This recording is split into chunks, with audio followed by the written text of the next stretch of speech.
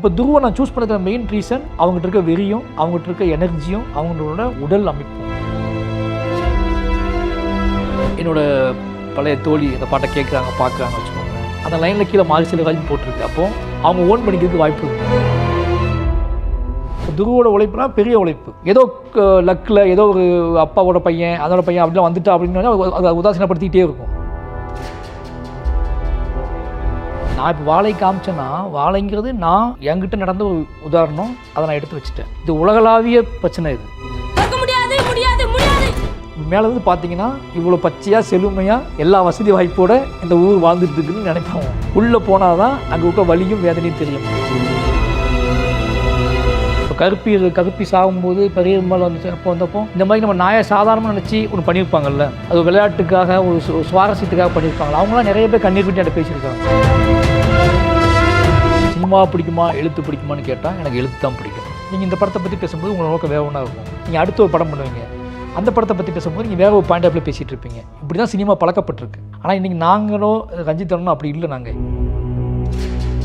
எதை நல்லா கவனிப்பீங்க, யார்கிட்டையும் சொல்ல முடியாத விஷயங்களை ரொம்ப கவனிப்பீங்க. இந்த கவனம் தான் உங்களை திருப்பி என்ன பண்ணுவோம் அப்படின்னா செதுக்கிக்கிட்டே வரும். அப்படி செதுக்கப்பட்ட ஒருத்தர் தான் மாறி செல்வார். எல்லாரும் அரசியலை பற்றி பேசிகிட்டு இருக்காங்க. நீங்கள் படத்தில் இருக்கிற அழகியலை பற்றி யாருமே பேச மாட்டேங்கிறாங்கன்னு சொன்னீங்க. அது அரசியல் தானே முதல்ல தெரியுது. அதை பேசத்தானே செய்வாங்க. ஷார்ட் எடுத்ததுக்கப்புறம் கம்ப்ளீட் பண்ணும்போது தான் என்னோடய அரசியலையே நான் அதுக்குள்ளே இன்க்ளூட் பண்ணுவேன்.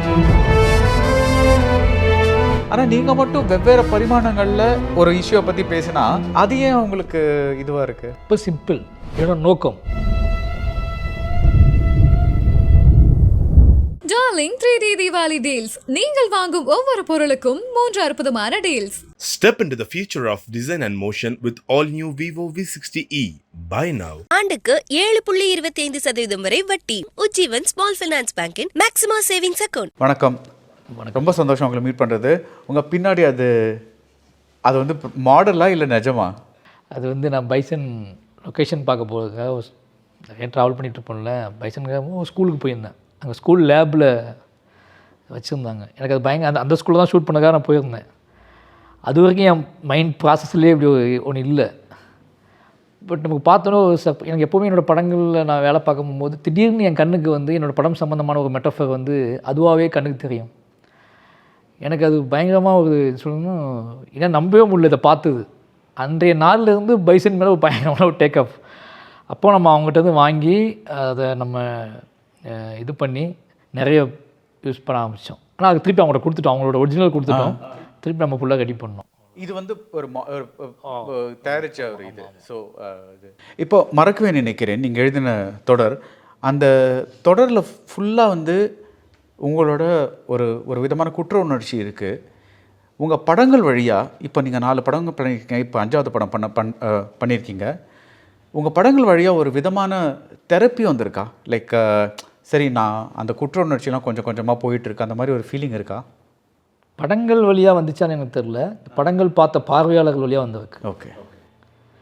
படங்கள் பார்த்த பார்வையாளர்கள்லாம் நம்ம யாருன்னே தெரியாத மனிதர்கள் அந்த படம் குறித்து பேசும்போதும், அந்த படத்துக்குள்ளே நம்ம என்ன நோக்கத்துக்காக உருவாக்கணுமோ அதை பற்றியான ஒரு உரையாடலை வந்து மனம் திறந்து அவங்க பேசும்போதும், என்னோடய பழைய நண்பர்கள், என்னோடய பழைய எதிரிகள் அல்லது புது எதிரிகள், இந்த மாதிரி நான் சொல்கிறது சாதாரண ஹியூமன் எங்கேயாவது ரோட்டில் பார்த்துட்டு கூட நம்மகிட்ட டக்குன்னு மாறி செல்வராஜின்னொன்னே ஏதோ நம்ம பண்ண ஏதோ படத்துலேருந்து ஒரு சீன் எடுத்து ரொம்ப கண்ணீர் மல்க பேசின காட்சி வந்து நிறைய நடந்திருக்கு. கிட்டத்தட்ட நம்ம ஊரில் எப்படி நடக்குமோ அதே மாதிரி வெளிநாடுகளுக்கு நான் போகும்போது நடக்கும். அப்போல்லாம் என்ன தோணும் அப்படின்னா, ஒரு சினிமா நம்ம நினைப்போம் இந்த படம் ஃபஸ்ட்டு இந்த படத்தை நாளைக்கு வரைக்கும் இப்போ என் மனநிலை என்ன இருக்குது, இந்த படத்தை நிறைய பேர் பார்க்கணும், படம் ஓடணும், இப்போ ப்ரொடியூசருக்கு வந்து லாபம் சம்பாதிச்சு கொடுக்கணும், இதெல்லாம் இருக்குது.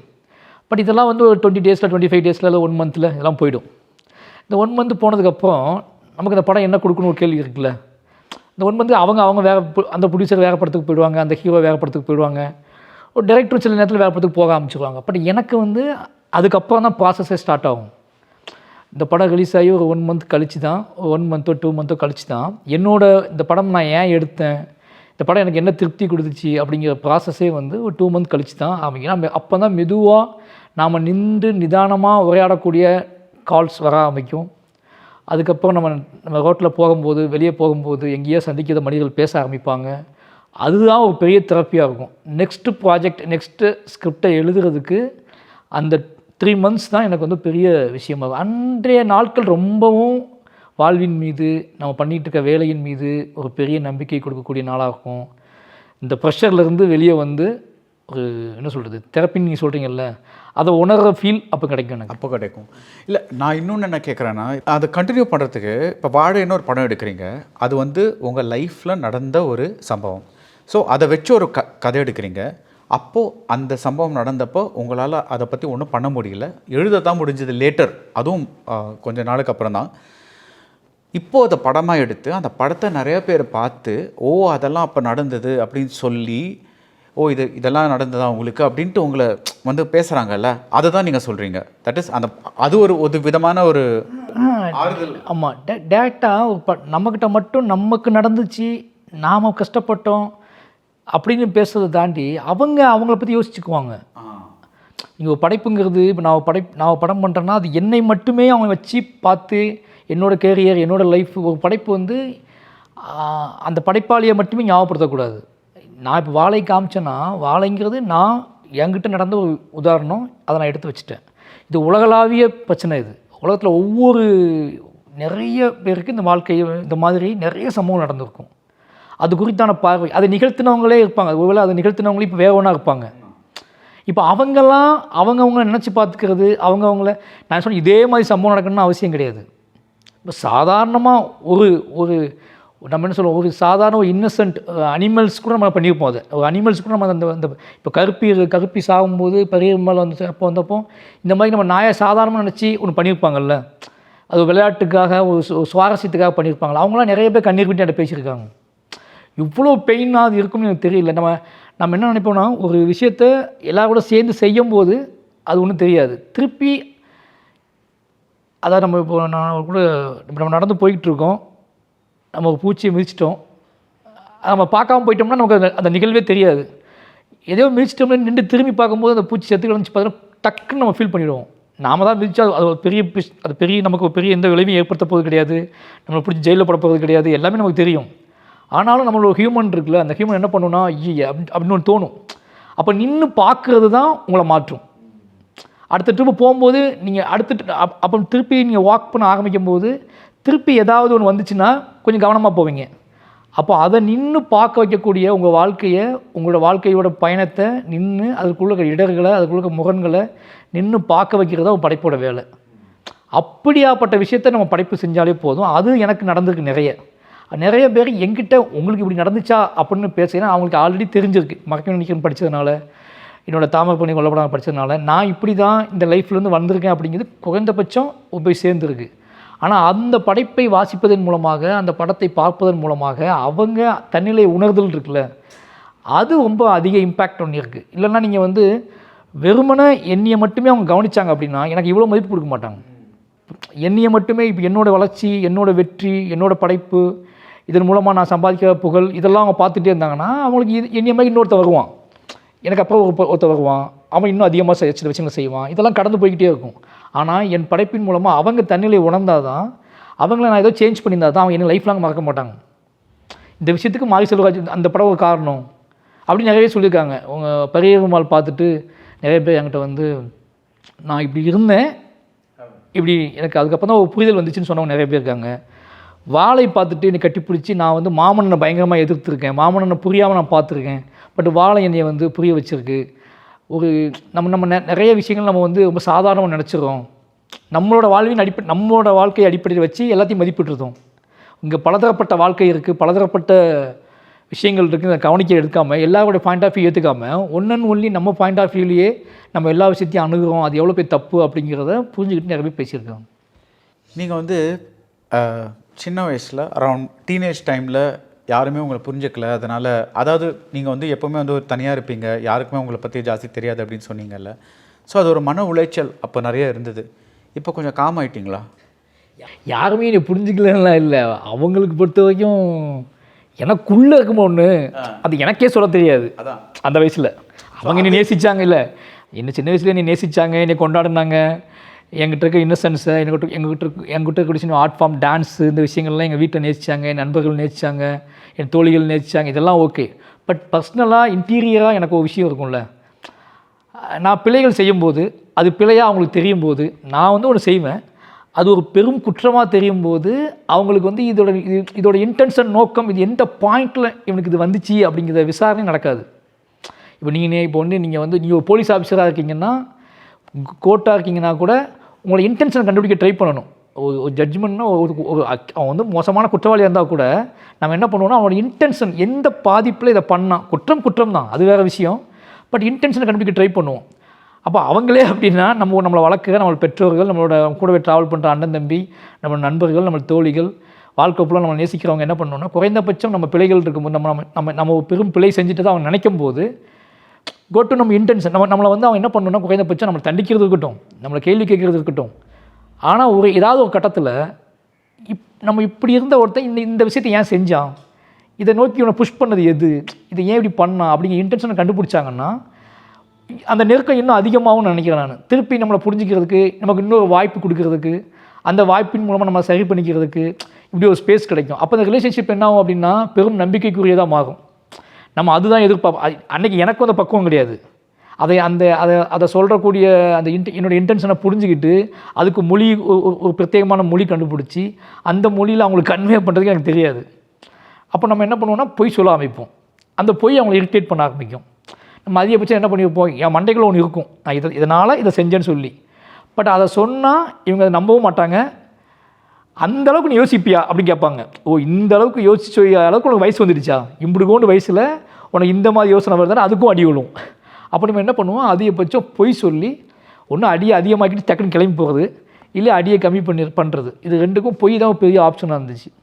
அதனால் நம்ம அதை பண்ணிகிட்டு இருந்தோம். அதான் இப்போ கொஞ்சம் அதெல்லாம் படம் வழியாக வெளியே வருது. இப்போ எங்கள் அம்மா அப்பா, எங்கள் அண்ணன் தம்பி, என்னோடய ஃப்ரெண்ட்ஸ் எல்லாம் என்ன நினைக்காங்கன்னா, ஓகே இவன் சின்ன வயசில் இவன் வந்து நம்ம எல்லாருக்கூடையும் வாழ்ந்த வாழ்க்கையை இவன் இன்னொரு பாயிண்ட் ஆஃப் வியூ வச்சுருந்துருக்கான், இப்போ தான் புரியுது அவங்களுக்கு, இப்போ தான் புரியுது அப்படின்னு. அங்கே நம்ம என்ன பண்ணியிருப்போம்னா எல்லோரும் எப்படி வாழ்கிறாங்களோ அது மாதிரி நம்மளை காமிச்சிருப்போம்.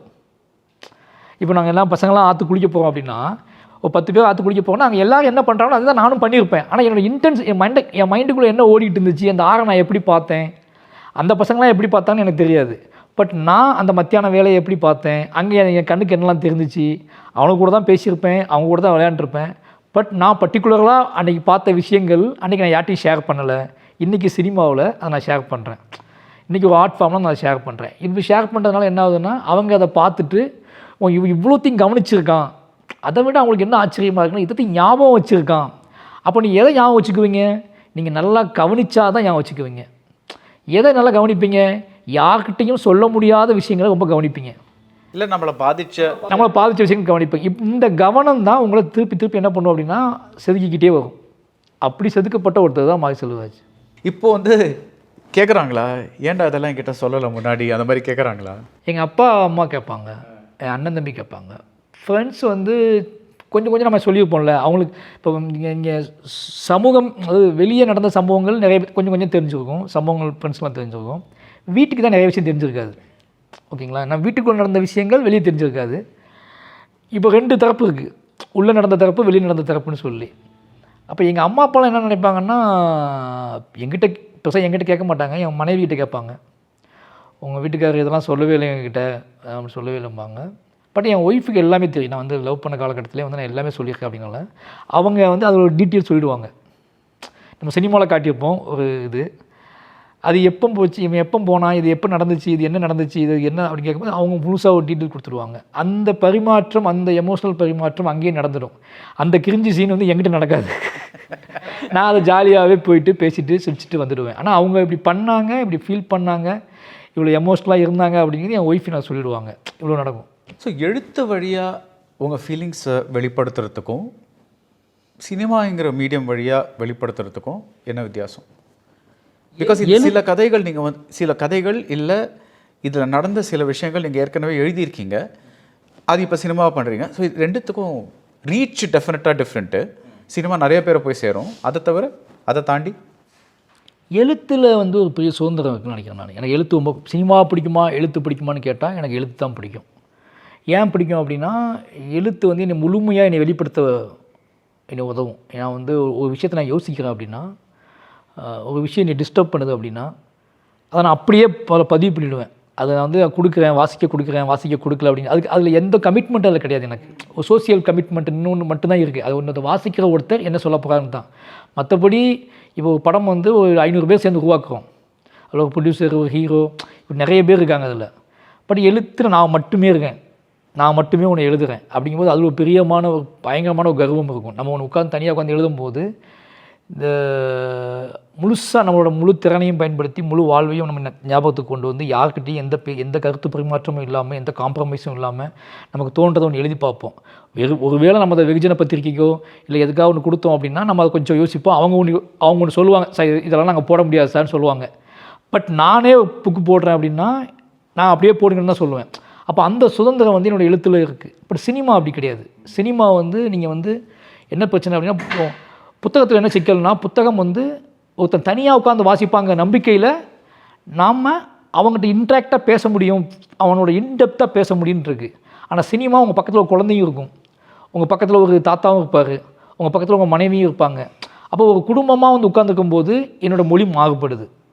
அப்போ சினிமாவுக்கும் இலக்கியத்துக்கும் என்ன விஷயம் அப்படின்னா, சேர்ந்து பார்க்குறாங்க. சேர்ந்து பார்க்கும்போது ஒரு மக்கள் திரளுக்கு நான் ஒரு ரெஸ்பான்ஸ் கொடுக்க வேண்டியிருக்கு. அங்கே எல்லா தரப்பட்ட, அதாவது பக்குவமானவங்களும் இருக்காங்க, வளர்கிறவங்களும் இருக்காங்க, வாழ்ந்து முடித்தவங்களும் இருக்காங்க, குற்றவாளிகளும் உள்ளே இருக்காங்க, குற்றத்துக்காக தண்டனைக்குட்பட்டவங்களும் இருக்காங்க, பாதிக்கப்பட்டவங்களும் இருக்காங்க. இப்படி எல்லா தரப்புலையும் இருக்கும்போது அப்போ அந்த சென்ஸை வச்சுக்கிட்டு நான் ஒரு படைப்பை முழுமைப்படுத்த வேண்டியிருக்கு. அப்போ இந்த அப்போ அதுவும் சவால் தான். இதே எமோஷ்னல், இதே கண்டென்ட், இதே உண்மை அங்கேயும் போய் சேரணும். ஆனால் வடிவம் மாறும், தன்மை மாறும். தன்மை என்ன தன்மை அப்படின்னா, நான் வந்து இதை எல்லாருக்கும் போய் சேர்கிற மாதிரியான ஒரு லாங்குவேஜ் கண்டுபிடிச்சி, எல்லோரும் அக்செப்ட் பண்ணுற மாதிரி ஒரு லாங்குவேஜ் கண்டுபிடிச்சி அதுக்கு எழுதுவேன். பட் லிட்ரேச்சரில் நீங்கள் தனியாக படிக்கிறதுனால, ஒரு புத்தகத்தை வச்சு படிக்கிறதுனால எனக்கு இன்னும் பெரிய சுதந்திரம். இப்போ நீங்களே இந்த இன்டர்வியூ நம்ம வந்து பொது இடத்த வச்சு கேட்டோம்னு வச்சுக்கோங்களேன், என்னோடய மொழி பயங்கரமாக மாறுபடும். இப்போ நம்ம 2 பேரும் தனியாக பேசிகிட்டு இருக்கும்போது நான் இன்னும் கொஞ்சம் டெப்த்தாக பேசுவேன். இவ்வளோ தான் விஷயம். இல்லை, நீங்கள் வடிவம்னு சொன்னீங்கல்ல, ஸோ உங்கள் அழுகியலை பற்றி பேசலாம். பட் இதுக்கு முன்னாடி நீங்கள் வந்து இது ஆன் கேமரா சொன்னீங்களா இல்லை கேமரா கட்டுக்கு நடுவில் சொன்னீங்களான்னு எனக்கு ஞாபகம் இல்லை. பட் நீங்கள் என்ன சொன்னீங்கன்னா, ஐ திங்க் பரியரும் பெருமாளுக்கு அப்புறம்னு நினைக்கிறேன், எல்லோரும் அரசியலை பற்றியே பேசிகிட்டு இருக்காங்க, என் படத்தில் இருக்கிற அரசியலை பற்றியே பேசுகிறாங்க, என் படத்தில் இருக்கிற அழகியலை பற்றி யாருமே பேச மாட்டேங்கிறாங்கன்னு சொன்னீங்க. So we'll talk about it. But அதுக்கு முன்னாடி நீங்கள் எடுக்கிற படங்கள், நீங்கள் சூஸ் பண்ணுற சப்ஜெக்ட்ஸ் எல்லாமே வந்து யார் மேலோட்டமாக பார்த்தா கூட அது அரசியல் தானே முதல்ல தெரியுது. ஸோ டெஃபினட்டாக அது தானே முதல்ல வந்து பாதிக்கும். அதை பேசத்தானே செய்வாங்க. இல்லை, அது கரெக்ட். அது பொதுமக்கள் பேசுகிறாங்க, நான் அதை அக்செப்ட் பண்ணிக்கிறேன். அது அரசியல் பேசுகிறது தப்புங்க. அரசியலும் அழகியல் தான். நீங்கள் அரசியல் வந்து நம்ம நினைக்கிறோன்னா முரண் அப்படிலாம் அதிகம். ஒரு நல்ல விஷயம். அரசியலுங்கிறது ஒரு கடத்தப்பட வேண்டிய ஒரு சமூகத்துக்கு, ஒரு பகுத்தறிவு சமூகத்துக்கு கடத்தப்பட வேண்டிய ஒரு அழகான முக்கியமான ஒரு விஷயம். அது வந்து காலங்காலமாக நீ நல்ல முறையில் கடத்திக்கிட்டே தான் இருக்கணும். அழகியலுங்களும் அதுவும் சேர்ந்தது தான். பட் என்ன பிரச்சனை அப்படின்னா, இங்கே நான் ஒரு ஃபிலிம் மேக்கராக நான் சொல்கிறது வந்து கிரிட்டிக்ஸ்கிட்ட பேசும்போது, இப்போ என்னோடய அரசியலை பேசுறதுக்கு என்னோடய பார்வையாளர்கள் இருக்காங்க, என்னோடய பொதுமக்கள் இருக்காங்க, சம்மந்தப்பட்ட நண்பர்கள் அவங்களாம் பேசுகிறாங்க. பட் கிரிட்டிக்ஸ் பேசும்போது நான் ஏதாவது லேண்ட் பண்ணிக்கும் போது, இப்போ எனக்கு என்ன ஆசை இருக்கும்ல, என்னோடய ஷார்ட் டிவிஷனை பற்றி நான் லேண்ட் பண்ணிக்கிறதுக்கு, இப்போ நான் அடுத்தடுத்து நான் என்னோடய கிராஃப்டை நான் வந்து மெருகேற்றிக்கிறதுக்கு, இப்படி சில விஷயங்கள் இருக்குது. அப்போது கிரிட்டிக்ஸ்கிட்ட பேசும்போது என்ன தோணும் அப்படின்னா, வேறு ஒரு பெர்ஸ்பெக்டிவ், முழு சினிமாவை பற்றி ஒரு பெர்ஸ்பெக்டிவ். இப்போ அரசியலுங்கிறது ஒரு 2 கேள்வி இருக்குது, 3 கேள்வி இருக்குன்னா, என்னோடய சினிமாவுக்குள்ள இன்னும் நிறைய விஷயங்கள் இருக்குது. இந்த அரசியலை இந்த வடிவமத்துக்கு நீங்கள் எப்படி மாற்றினீங்க, இந்த அரசியலுக்கு இந்த மனிதர்கள், இந்த நிலம், இந்த கலர் டோனு, இந்த மியூசிக், இந்த விஷயங்களை எப்படி சூஸ் பண்ணீங்க அப்படின்னு ஒரு விஷயம் இருக்குது. இது எனக்கு மட்டும் இல்லை. இப்போ நான் வந்து எப்படி கற்றுக்கிட்டேன், எனக்கு முன்னாடி பண்ண இதை மாதிரி அரசியல் படங்கள் எடுத்த டைரக்டர்ஸ் படங்களை பார்த்து அதுக்குள்ளே ஒரு அழகியலை கண்டுபிடிச்சி, அதுக்குள்ளே ஒரு கிராஃப்டை கண்டுபிடிச்சி, நீங்கள் உலகத்தில் உள்ள முக்கியமான அரசியல் இயக்குநர்களோட படங்களை பார்க்கும்போது இவ்வளோ எமோஷ்னலான, இவ்வளோ ஆத்தென்டிக்கான, இவ்வளோ கான்ட்ரவர்ஷியலான ஒரு விஷயத்தை ஒரு மேனோட கிராஃப்டாக நம்ம இது எல்லாவனும், அதாவது என்னென்னா, இந்த அரசியலுக்கு ஒவ்வாத ஒருத்தனையும் இப்போ அதை ஈர்க்கணும், அவனை புரிய வைக்க, அவனை உள்ளே கொண்டு வரணும் அப்படிங்கிறது தான் அவனோட ஆசை. இப்படி இந்த மாதிரி அரசியல் படங்களை ஏன் இவ்வளோ கிராஃப்ட் பண்ண வேண்டியிருக்கு, இவ்வளோ உழைக்க வேண்டியிருக்கு அப்படின்னா, வெறுமனே இந்த படம் வரதுக்கு முன்னாடியே இது என்ன பேச போகுதுன்னு நம்ம காட்டிடுவோம். அதிகபட்சம் நம்மளோட போஸ்டர் டிசைன்ஸ், நம்மளோட ட்ரெய்லர்ஸ் அண்டு நம்மளோட சாங்ஸ் மூலமாகவே அவங்களுக்கு தெரிஞ்சிருது. அதை விட நம்ம யார் டைரக்டர் அப்படிங்கிறத வச்சே தெரிஞ்சுது நீங்கள் ஃபுல்லாக. இதை தாண்டி அவன் வந்தாது அப்படிங்கிறது நம்மக்கிட்ட ஏதோ ஒன்று இருக்குன்னு நம்ம நம்புகிறோம்ல, அது என்ன, அது என்னோடய கிராஃப்ட். அவன் தவிர்க்க முடியாத ஒரு சினிமா மொழி கண்டுபிடிச்சனால அப்படி பார்க்குறவங்க நிறைய பேர். அப்போ கொஞ்சம் கொஞ்சமாக அவனுக்கு ஃபீட் ஆகிட்டே வரும். ஒரு கட்டத்துக்கு மேலே என்ன ஆகும்னா, என்னை அவன் ஏற்றுக்கொள்ள வைக்கணும் அப்படிங்கிறது தான் என்னோடய ஆசை. அப்போ நான் எதுக்கு என்னை ஏற்றுக்கொள்ள வைக்கிறதுக்கு நான் பண்ணுறதே கிராஃப்ட் தான். நான் அரசியல் இதை வந்து நான் மேடையிலே பேசிக்க முடியும், இதை நான் பொது மேடையிலே பேசிக்க முடியும், என்னோடய ட்விட்டர், ஃபேஸ்புக் எல்லாத்துலேயும் பேசிக்க முடியும். பட் ஏன் சினிமாவை சூஸ் பண்ணுறோம்? அப்போது இது ஒரு வடிவம், இது ஒரு ஆர்ட் ஃபார்ம். அந்த ஆர்ட் ஃபார்ம் சரியாக பயன்படுத்தி நம்ம போய் அவங்கள அச்சீவ் பண்ணுவோன்னு ஆசைப்பட்டோம். அப்போ அந்த ஆர்ட் ஃபார்ம் குறித்தும் பேச வேண்டிய அந்த ஸ்ட்ரக்சர் குறித்தும் அந்த கிராஃப்ட் குறித்தும் பேசுனா நல்லா இருக்குமே அப்படின்னு தோணும். எனக்கு பின்னாடி வரவங்களுக்கு அது உதவும். எனக்கு முன்னாடி இருக்கவங்க எனக்கு ஹெல்ப் பண்ணாங்க, எனக்கு பின்னாடி இருக்கவங்களுக்கு உதவும். என்னோட அடுத்த படங்களுக்கும் அது எனக்கு உதவும். இப்போது நீங்கள் சொல்லும்போது இந்த ஷார்ட் நீங்கள் எப்படி கம்போஸ் பண்ணீங்க அப்படின்னு கேட்கும்போது சொல்ல முடியாது. எனக்கு வந்து அன்றைக்கி சாதாரணமாக தோணியிருக்கும். நான் அன்றைக்கி சாதாரணமாக அது போகுது எடுங்க அப்படின்னு சொல்லியிருப்பேன். இப்போ நான் எடிட் பார்த்துருப்பேன். அப்போது ஒரு ஷார்ட் எடுக்கும்போது அது சாதாரணமாகவே இருக்கும், அது எங்கே வருதுன்னு கூட தெரியாது. பட் என்னோடய எடிட்டிங் டேபிளில் நான் அந்த ஷார்ட்டை சேர்க்கும்போது அது ஒரு பயங்கரமான வடிவத்துக்கு வரும். நான் அந்த மேஜிக்கே அப்போ தான் பார்ப்பேன். அப்போது சாதாரணமாக எடுக்கப்பட்ட ஒரு ஷார்ட்டு இவ்வளோ மேஜிக்காக மாறுறத நான் இப்போ அரசியல் எல்லாத்தையும் மறந்துட்டு நான் அங்கே அதை உணர்ந்தேன் அப்படிங்கிறது உண்மை. அதை நான் என்ஜாய் பண்ணேன். அதை நான் அதில் ஒரு சின்ன ஒரு கர்வம் வந்துச்சு. சினிமா வந்து இவ்வளோ பெரிய மேஜிக்கான விஷயம் இல்லை சினிமா அப்படிங்கிறத உணர்ந்தேன்னு இருக்குல்ல, அந்த உரையாடலுக்கு ஒரு சின்னதாக இயங்கும் மனசு, அவ்வளோதான். இப்போது மாரி செல்வராஜோட விஷுவல் லாங்குவேஜ் பற்றி பேசலாம், சினிமா மொழி. நீங்கள் வந்தப்புறம் உங்கள் படங்களில் என்ன நம்ம நோட்டீஸ் பண்ணுறோன்னா, நீங்கள் நிறையா வந்து நீங்கள் நிறைய black and white and colour, அது வந்து நீங்கள் அதை வந்து நீங்கள் ஒரு ஸ்பெசிஃபிக் இதுவாக யூஸ் பண்ணுறீங்க. அதை தாண்டி அஃப்கோர்ஸ் ஒவ்வொரு படத்துக்கும் அதோட சப்ஜெக்டுக்கு ஏற்ற மாதிரி உங்கள் சினிமா மொழி மாறும். பட் எல்லாத்தையும் தாண்டி இதுதான் நான் வந்து சினிமா வழியாக இப்படி தான் நான் சினிமாவை பார்க்குறேன், நான் கேமரா வைக்கும்போது இதுதான் என்னோடய நோக்கம் அப்படின்னா என்னன்னு சொல்லுவீங்க? எனக்கு கேமரா நான் இப்போ நான் ஊருக்கு போனேன், என்னுடைய ஷார்ட் டிவிஷனே பண்ண மாட்டேன். இப்போ நான் காலைல ஷூட்டிங்ஸ் போகிறேன் அப்படின்னா எனக்கு எந்த ஷார்ட் டிவிஷனுமே இருக்காது. சீன் இருக்கும், இது எடுக்க போகிறோன்னு தெரியும், டைலாக் கூட பெருசாக இருக்காது. டைலாக்னால் கதை இருக்கும், என்னோடய அசிஸ்டன்ட்ஸ் எல்லாத்தையும் கதை இருக்கும். என்னோடய கேமராமேனுக்கிட்டையும் நான் ஷார்ட் டிவிஷன் சொன்னது கிடையாது. இப்போ நான் வந்து காலைல எழுந்திரிச்சி போயிட்டு அப்படியே அங்கே எல்லாம் கூடி இருப்பாங்க, அந்த இடம் இருக்கும், லொக்கேஷன்ஸ்லாம் இருக்கும், அப்படிங்கும்போது அப்படியே பார்த்துட்டே இருப்பேன் நான். அது எங்கே அப்படி பார்த்துட்டே இருக்கும்போது எனக்கு ஏதாவது ஒரு பாயிண்ட் இந்த சீனை எனக்கு என்னென்னா ஃபஸ்ட்டு பாயிண்ட் அந்த சீனோட எமோஷ்னல் என்னை ரொம்ப டிஸ்டர்ப் பண்ண ஆரம்பிக்கணும். ஏதோ ஒரு பாயிண்ட் அந்த சீனுக்குள்ளே ஏதோ ஒன்று இருக்கும், அது சீனாக தான் என் கண்ணுக்கு தெரிஞ்சிருக்கும். அந்த பாயிண்ட் மாறுற இடத்தனக்காக நான் வெயிட் பண்ணுவேன். அது எனக்குள்ளே வந்து ஒரு புழு மாதிரி உள்ள ஊற ஆரம்பிக்கிறதுக்குல, அது ஊற ஆரம்பித்ததுக்கப்புறம் தான் என்னோடய ஷார்ட் எனக்கு கண்ணுக்கு தெரியும். அது வரைக்கும் நான் சும்மா எதையாவது பேசிகிட்டு இருப்பேன், சும்மா எதையாவது சொல்லிகிட்டு இருப்பேன். ஆனால் என் மைண்டுக்குள்ளே I am waiting for this, அந்த புழுக்காக வெயிட் பண்ணிகிட்டே இருப்பேன். அது வரைக்கும் அங்கே லைட் வைப்பாங்க, இங்கே கேமரா வைப்பாங்க, இங்கே வைப்பாங்க. பட் எனக்கு தெரியும் இது எதையும் எடுக்க போகுது நம்ம இல்லை அப்படின்னு சொல்லி. அவங்க என் அசிஸ்டன்ஸ் வந்து அதை செட் பண்ணுவாங்க, இதை செட் பண்ணுவாங்க. But I am waiting for my first shot. அந்த டேவோட ஃபர்ஸ்ட் ஷாட்டுக்காக நான் வெயிட் பண்ணுவேன். இந்த நேரத்தில் எனக்கு எந்த அரசியல் எதுவுமே ஞாபகத்தில் இருக்காது. இந்த நேரத்தில் I am waiting for only my art form magic, என்னோடய மேஜிக்காக நான் வெயிட் பண்ணிகிட்டு இருப்பேன். அப்போது திடீர்னு ஒரு விஷயம் நடக்கும், ஏதாவது ஒன்று என் கண்ணுக்கு தென்படும். அந்த தென்பட்ட அடுத்த செகண்டு நான் சொல்லுவேன், கேமரானை கூப்பிட்டு அப்படின்னு கூப்பிட்டு இங்கே வைங்கன்னு சொல்லிட்டு அந்த நான் எதை எடுக்க போகிறேன்னு காட்ட மாட்டேன், அங்கே வைக்க சொல்லிட்டு அவங்க இது இப்படி தான் சீன் சொல்லிவிடுவேன். ஆனால் அதுக்குள்ளே ஒன்று இருக்கும், அதை நான் அவங்கள்ட்ட சொல்ல மாட்டேன். சீன் தொடக்கம் இங்கே தான் அப்படின்னு சொல்லிவிடுவேன். அது ஆரம்பித்து போகும்போது அதுக்கப்புறம் தான் கொஞ்சம் கொஞ்சமாக நான் அதை வச்சுக்கிட்டே அது அங்கே நடந்துக்கிட்டு இருக்கும். அதை வச்சுக்கிட்டே நான் என் சீனை என்னோடய ஷார்ட் டிவிஷனை பிரிக்க ஆரம்பிப்பேன். இது கடைசி அது ஒரு கழுதியாக இருக்கலாம், அது ஒரு பூனையாக இருக்கலாம், அது ஒரு புழுவாக இருக்கலாம், அது ஏதாவது ஒரு வயசான பாட்டியாக இருக்கலாம், ஒரு முகமாக இருக்கலாம், ஒரு கோழியாக இருக்கலாம், ஏதோ ஒன்றா இருக்கலாம், ஒரு பூச்சி, அது ஏதோ ஒன்று நடக்கும் எனக்கு. அப்படி தான் ஒவ்வொரு நாளுமே நான் ஷார்ட் டிவிஷன் பண்ணியிருக்கேன். ஒவ்வொரு நாளுமே என்னோடய ஷூட்டிங் ஸ்பாட் எப்படி இருக்கும் அப்படின்னா எனக்கு தெரியவே தெரியாது. என்ன நடக்க போகுதுன்னு எனக்கு தெரியாது. என்ன நடக்க போகுதுன்னு தெரியாது மீன்ஸ் நான் எப்படி ஆரம்பிக்க போகிறேன்னு எப்பவுமே எனக்கு தெரியாது. இந்த டேவை நான் எப்படி ஆரம்பிக்க போகிறேன்னு எனக்கு தெரியவே தெரியாது. எல்லாம் ரெடி பண்ணி வச்சுருப்பாங்க, இவங்க எதை கேட்பான்னு தெரியலன்னு ரெடி பண்ணி வச்சுருப்பாங்க.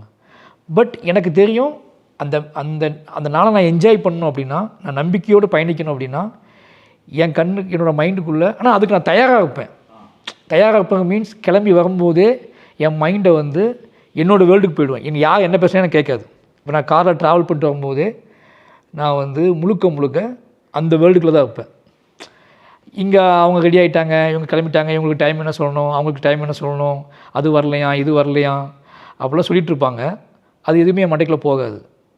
சில நாள் இறங்கும் போதே வந்துடும், காரை விட்டு இறங்கும் போதே வந்து ஃபஸ்ட் ஷாட் இதுதான் அப்படின்னு கணக்கு தெரிஞ்சிடும். அப்படி நிறைய விஷயம் நடந்திருக்கு.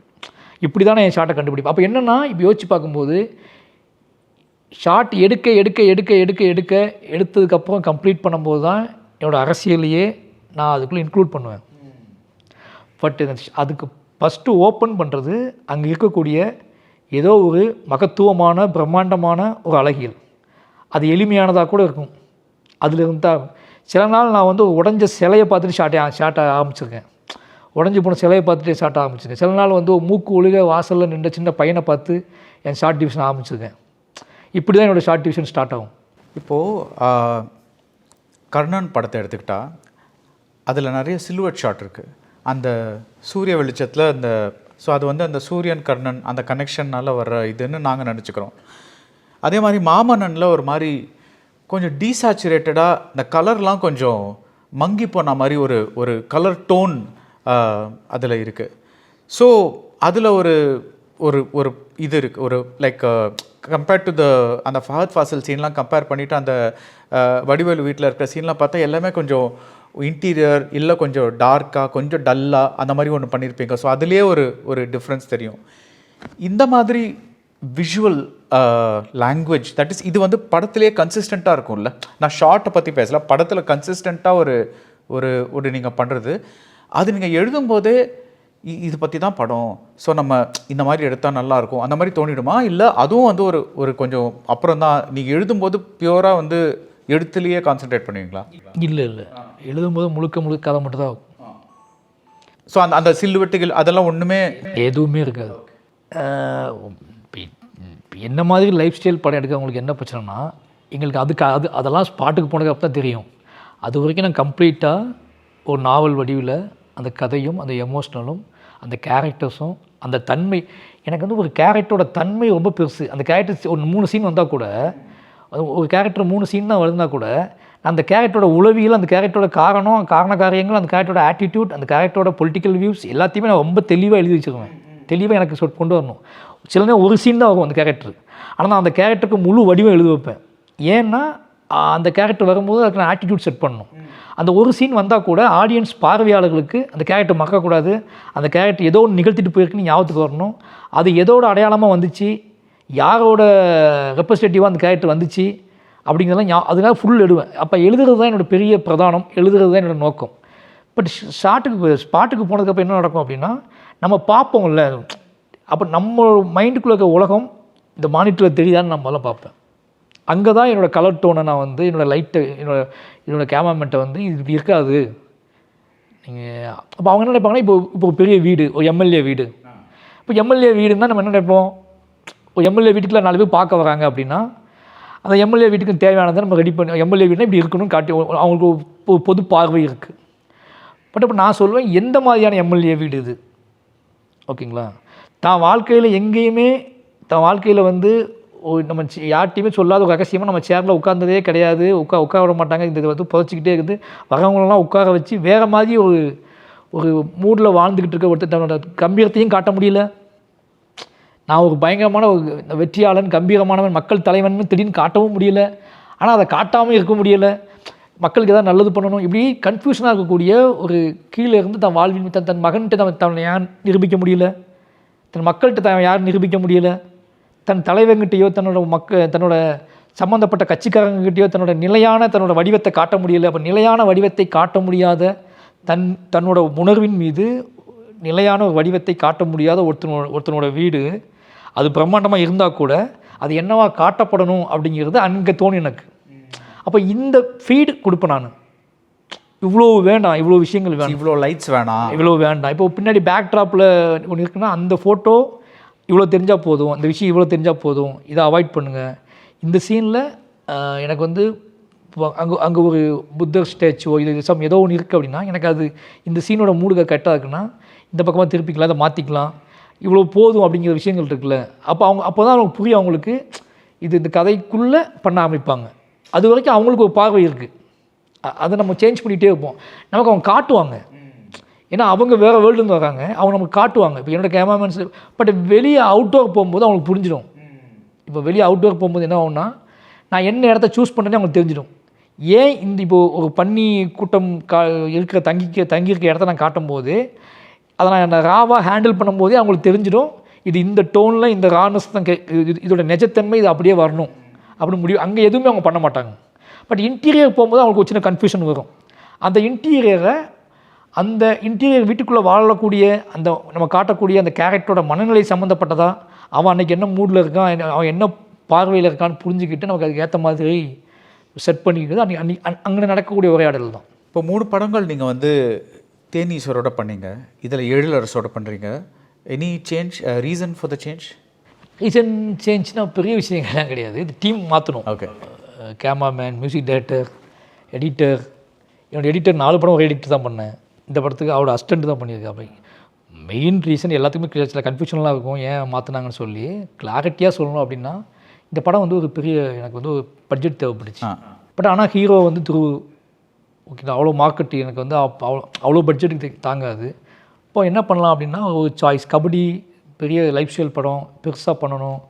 அப்போ என்ன பண்ணலாம், நான் ரஞ்சிதனை டிஸ்கஸ் பண்ணும்போது டீமாக சின்னதாக கொடுங்க, ப்ரொடக்ஷனாக எனக்கு வந்து ஷூட்டிங் டேஸ் கூடுவோம், க்ரௌட் அதிகமாக இருப்பாங்க, அதனால் நான் டீமை சின்னதாக்கிக்கிறேன், இனி நம்புங்க, பிலீவ் பண்ணுங்கள், நான் டீமை சின்னதாக்கிக்கிட்டு நான் வந்துட்டு என்னோடய டேஸ்ட் வந்து அதிகமாக கொடுங்க எனக்கு அப்படின்னு கேட்டேன்.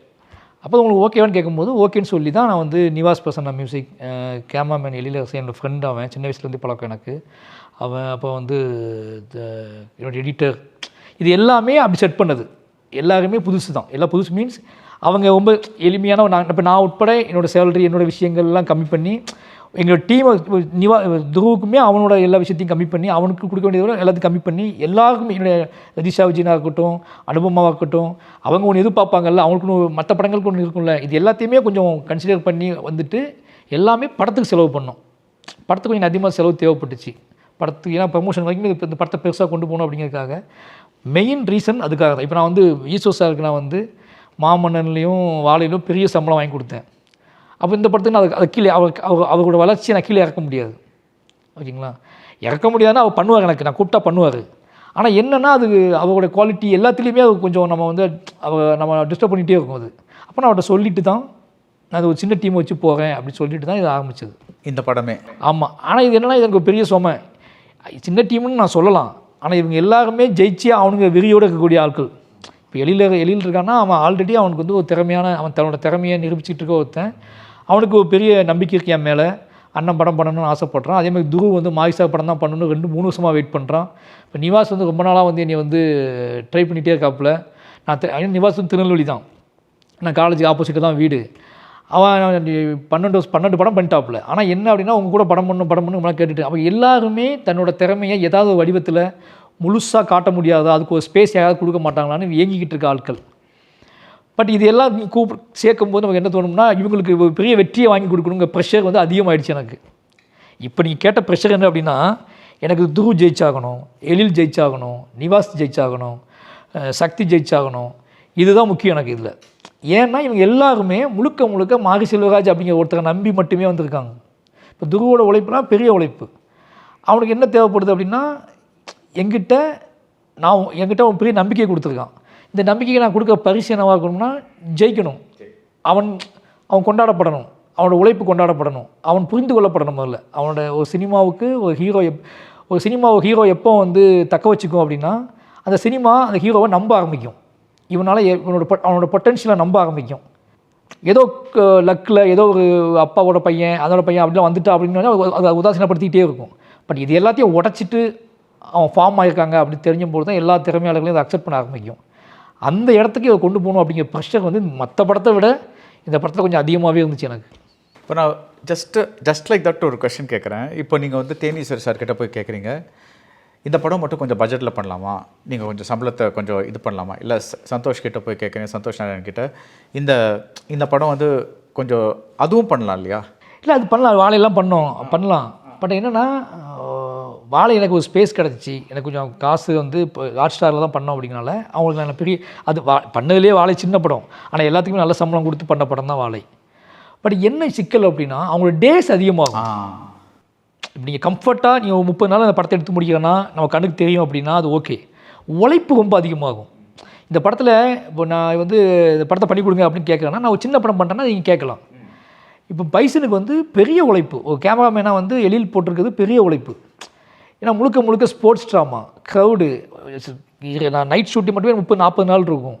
அப்போ அவ்வளோ உழைப்பு போடும்போது நமக்கே தெரியுது இது இவ்வளோ பெரிய உழைப்பு தேவைப்படும். அப்போ ஒருத்தர் போய் நீங்கள் வந்து கிட்டத்தட்ட 90 நாள் 95 நாள் ஷூட் போயிருக்கு. அதுக்கு நாங்கள் முன்னாடி ப்ரிப்பேர் பண்ணது நிறைய நாள். அப்போ கிட்டத்தட்ட 1 இயராக ட்ராவல் பண்ணியிருக்கோம் நாங்கள் 2 பேர். இந்த மொத்த டீமுமே வந்து திருவிழா 2 வருஷமாக 3 வருஷமாக ட்ராவல் பண்ணுறோம். மற்ற எல்லாரும் கிட்டத்தட்ட ஒரு 2 வருஷம் ட்ராவல் பண்ணுறோம். இந்த ட்ராவல் கிடைக்காதுல்ல. அப்போ நமக்கு அவங்களை திடீர்னு அவசரத்தை கூப்பிடும்போது நமக்கே தோணும், இவ்வளோ கொடுத்துட்டு நம்ம அவங்கள போய் டார்ச்சர் பண்ணுறோமே அப்படின்னு தோணும்.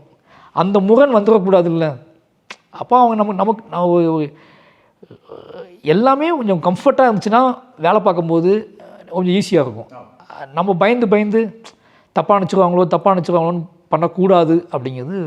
So the last question about visual language. இப்போ வந்து வாழை எடுத்துக்குங்க. இப்போ நீங்கள் மாமன்னன் பற்றி பேசுனீங்க, கர்ணன் பற்றி கொஞ்சம் பேசணும். இப்போ வாழை என்னென்னா அந்த வாழை தோட்டம் நீங்கள் காமிக்கும்போது மற்றதெல்லாம் காமிக்கிறப்போ இந்த க்ரீனுக்கு வரும்போது அப்படியே கண்ணில் அடிக்கிற மாதிரி இருக்கும். பிகாஸ் இந்த செழுமை அது வந்து அந்த ரிச்னஸ் அப்படி வந்து கண்ணில் அடிக்கிற மாதிரி இருக்கும். ஸோ அதிலிருந்தே நம்ம வந்து இதுக்கும் அதுக்கும் உள்ள ஒரு வித்தியாசம் தெரிஞ்சிடும். அந்த மாதிரி ஏதாவது இந்த படத்தில் இப்போ சொல்லக்கூடிய ஏதாவது நான் இந்த மாதிரி தான் ட்ரை பண்ணியிருக்கேன், இல்லை இந்த விஷுவல் லாங்குவேஜ் அடாப்ட் பண்ணியிருக்கேன், அந்த மாதிரி ஏதாவது இருக்கா? இப்போ நான் வந்து வாழையில் வந்து எல்லாம் என்ன கேட்டாங்க, அந்த விஷுவல் டாப் ஆங்கிள்ஸ் அந்த வாழையை காட்டும் போதெல்லாம் அது பயங்கரமாக இருக்குது அப்படின்னாங்க. அப்போ நான் சொன்னேன் அந்த ஷாட்டு வந்து இப்போ எங்கள் ஊரில் நிறைய எங்கள் கிராம மக்கள்லாம் வந்து நான் ஷூட் பண்ணும்போது வந்து ரொம்ப சாதாரணமாக பார்ப்பாங்க. சாதாரண மீன்ஸ் இது என்ன எடுத்துகிட்ருக்க, இது என்ன அப்படின்ட்டு. பட் படம் பார்க்கும்போது நம்ம ஊர் இவ்வளோ அழகா அப்படின்னு கேட்டாங்க. பட் நான் அந்த ஷாட்டை எப்படி கம்போஸ் பண்ணுவேன் அப்படின்னா, அடிக்கடி நான் வந்து ஹெலிகாமர் சொல்லிடுவேன். நீங்கள் டாப்பில் என்னோடய ட்ரோன்கிட்ட சொல்லுவேன் எப்போவுமே, எவ்ரி ஷாட் எடுக்கும்போது எவ்ரி டே எடுக்கும்போதும் எனக்கு வாழை டாப்லேருந்து எடுத்துகிட்டேங்க அப்படின்னு.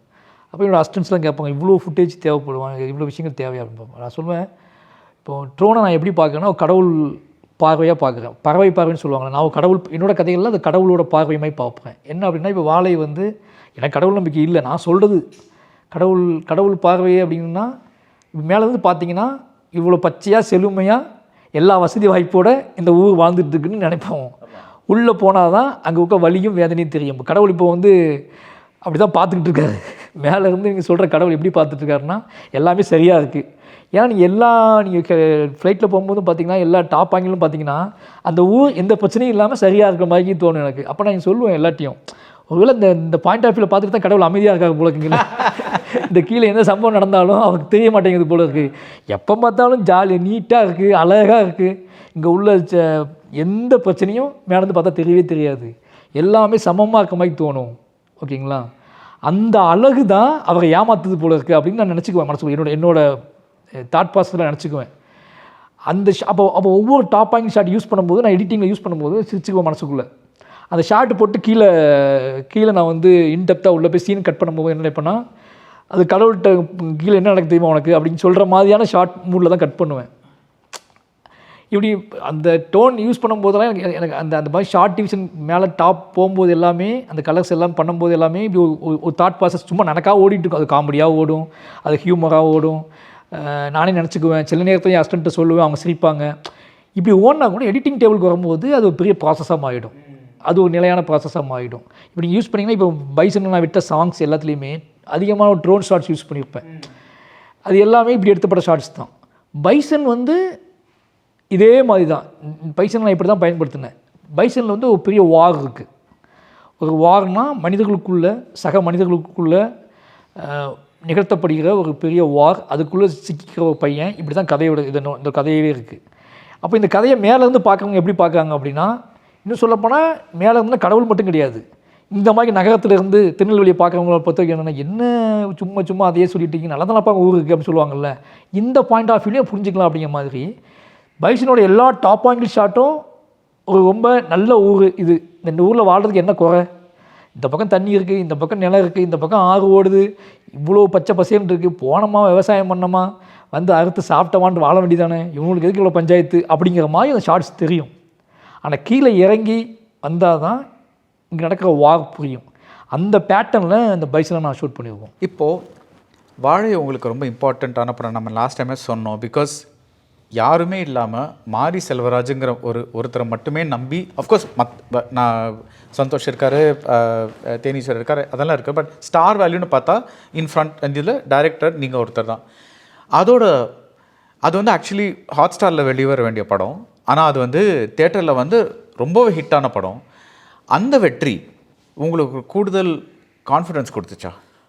கான்ஃபிடென்ட் கொடுத்துச்சு தான். கான்ஃபிடென்ட் வந்து முன்னாடியே கொடுத்து எனக்கு வந்து வாழை பண்ணுறதுக்கான கான்ஃபிடென்ட் வந்து மக்கள் என் மீது முன்னாடியே வச்சுருந்தேன். இப்போ வாழை இந்த இடத்துல பண்ணலாம், ஆர்டிஸ்ட் பெருசாக இப்படி சொன்ன மாதிரி நம்மளை வச்சு மட்டுமே பண்ணலாம் அப்படிங்கிறது அந்த கான்ஃபிடென்ட் முன்னாடி வந்துடுச்சு. எப்போ வந்தது? நான் இப்போ மாமன்னன்லாம் வந்ததுக்கப்புறம் எனக்கு என்ன தோணுச்சு அப்படின்னா,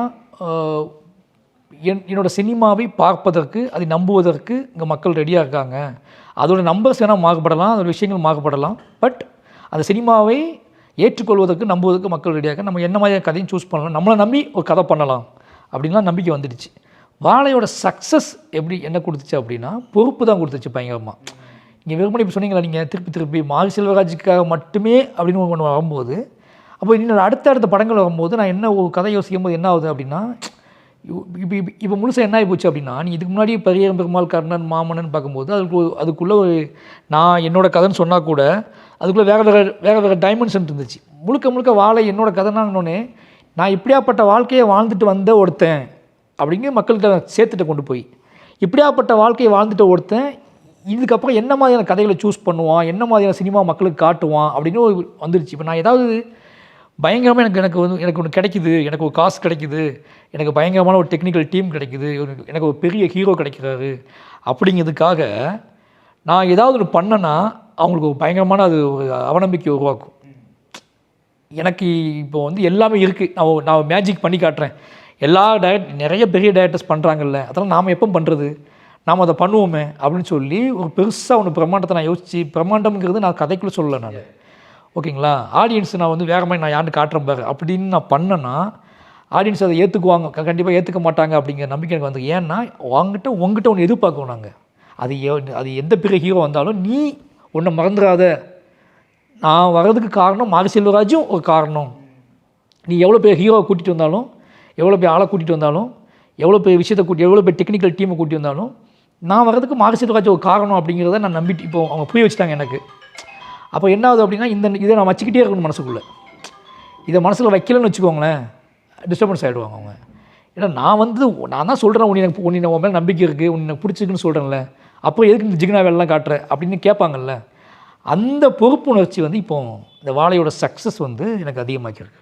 மீண்டு வரவே முடியாத பாதையின் வழியாக வந்தவன் இந்த பைசன். அந்த பாதை என்ன? அந்த பாதை என்னங்கிறத படம், அதான் படமே வா. பிகாஸ் இந்த கோட்டை வந்து எங்கேயோ பார்த்தேன்னா, ஸோ இதை பற்றி கேட்கலான்னு வந்தேன். இல்லை அப்படி இல்லை. நான் ஒரு டைம் என்கிட்ட ஒருத்தவங்க கேட்டாங்க, கொஸ்டின் வந்து கேட்டாங்க, நிறைய கதைகள் படங்கள் போயிட்டுருக்கு, நீங்கள் திருப்பி எல்லாரும் டைரக்டர் ஆகிட்டாங்க, எல்லாரும் ஜெயிச்சிட்டாங்க, நிறைய பேர் இருக்காங்க, இப்போ நீங்கள் மட்டும் ஏன் இதையே சொல்லிட்டு இருக்கீங்க அப்படிங்கும்போது நீங்கள் அதையே சொல்லலையே. இல்லை அப்படி கேட்பாங்க.